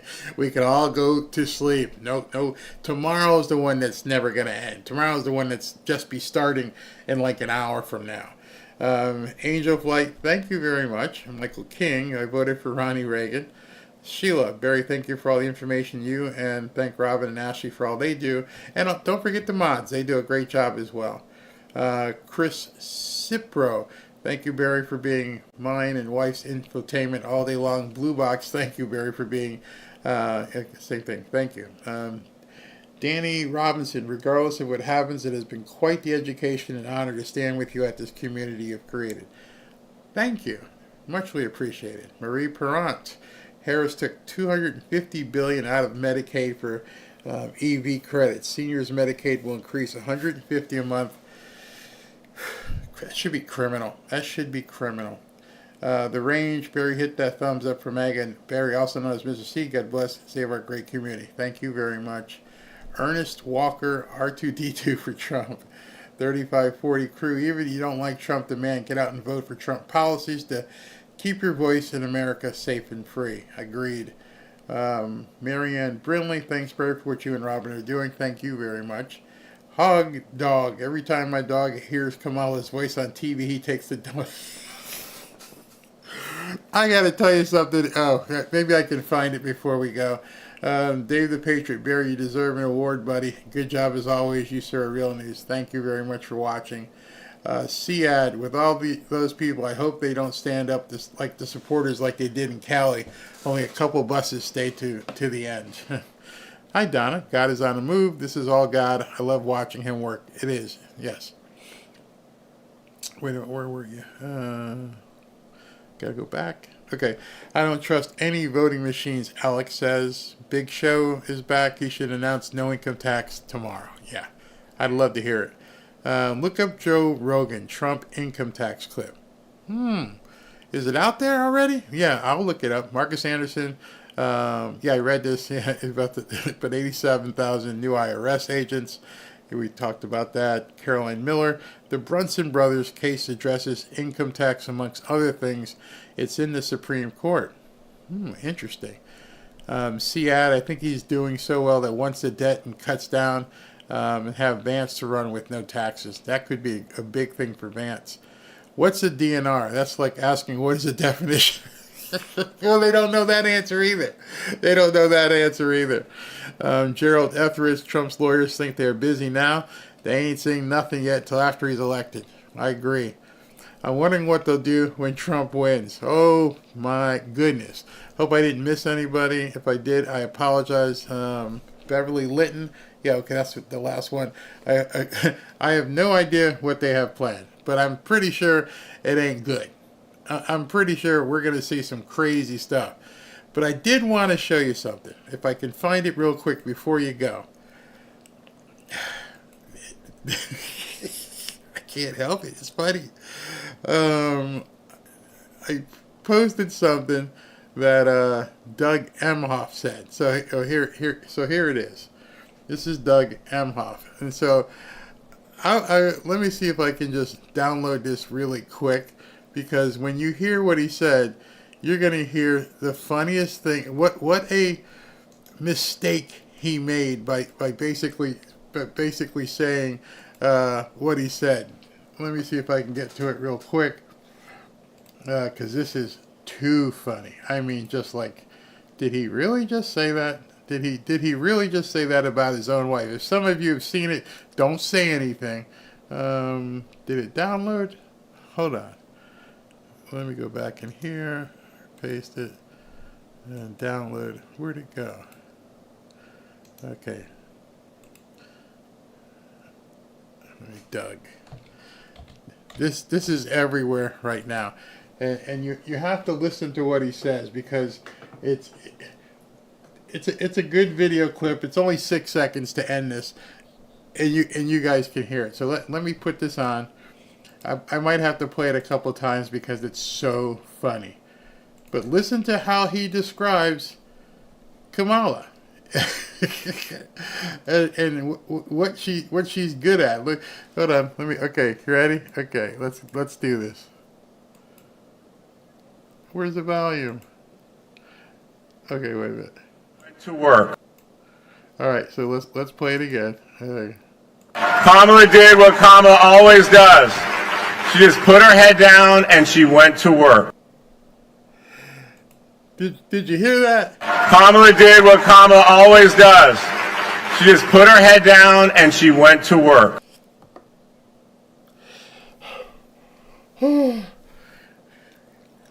He looked like he was reading that, which means somebody typed that. I mean, let's look at it again. Is he reading this? Because if he's reading this, it makes it even worse. And I think he's reading it. Kamala did what Kamala always does. Yes, he's reading. She just put her head down and she went to work. Kamala does what she always does. She puts her head down and goes to work. Oh, I gotta believe somebody typed that up. They knew what they were typing. They're like, oh, this is gonna be really funny. This is really gonna be really funny. This man's not gonna realize it. Somebody else wrote it. Oh, so blah, blah, blah, blah. And you know what's really cool? When Kamala gets to work, she puts her head down and goes to work. Dude, you just said that about your wife. With all of her history, you just said the woman puts her head down and goes to work. Oh, God, what a night. Their entire campaign is nothing but trash at this point. It just doesn't end. Oh, my goodness. My goodness. I just can't with these people. They're crazy. Can you imagine saying that? They want us to think that this is not good for Kamala. No, not at all. I heard she's always been good at that. Putting her head down and went to work all right. Long day. Thank you guys all for tuning in. It's been a blast, and that was just it for me. That was just something I just needed to hear tonight. Kamala puts her head down and gets to work. Your own husband did you in. Hey, do me a favor, if you want to join us over on X, we put together a free private membership group of, now it's close to 7,500 plus fellow patriots, and we'd love to have you sign up. fanfareshop.org/group. Go ahead and join us over there. Thank you for watching. I'm going to get out of here. I'm about to show the outro. Disclosure, it's got flashy lights and stuff, so if you're prone to seizures, now might be the time you bow out. Talk to you guys at 9:30 tomorrow morning. Never a dull day. Like I said, every time we hear these days, tonight we also heard something new, as that new woman whose poor child was killed by a newcomer. It's just, that's why it makes it important that you watch these things, because you see things that you didn't see before. This morning, he was mad.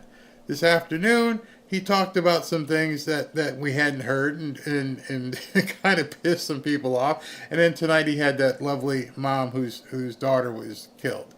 All right, talk to you guys tomorrow at 9:30.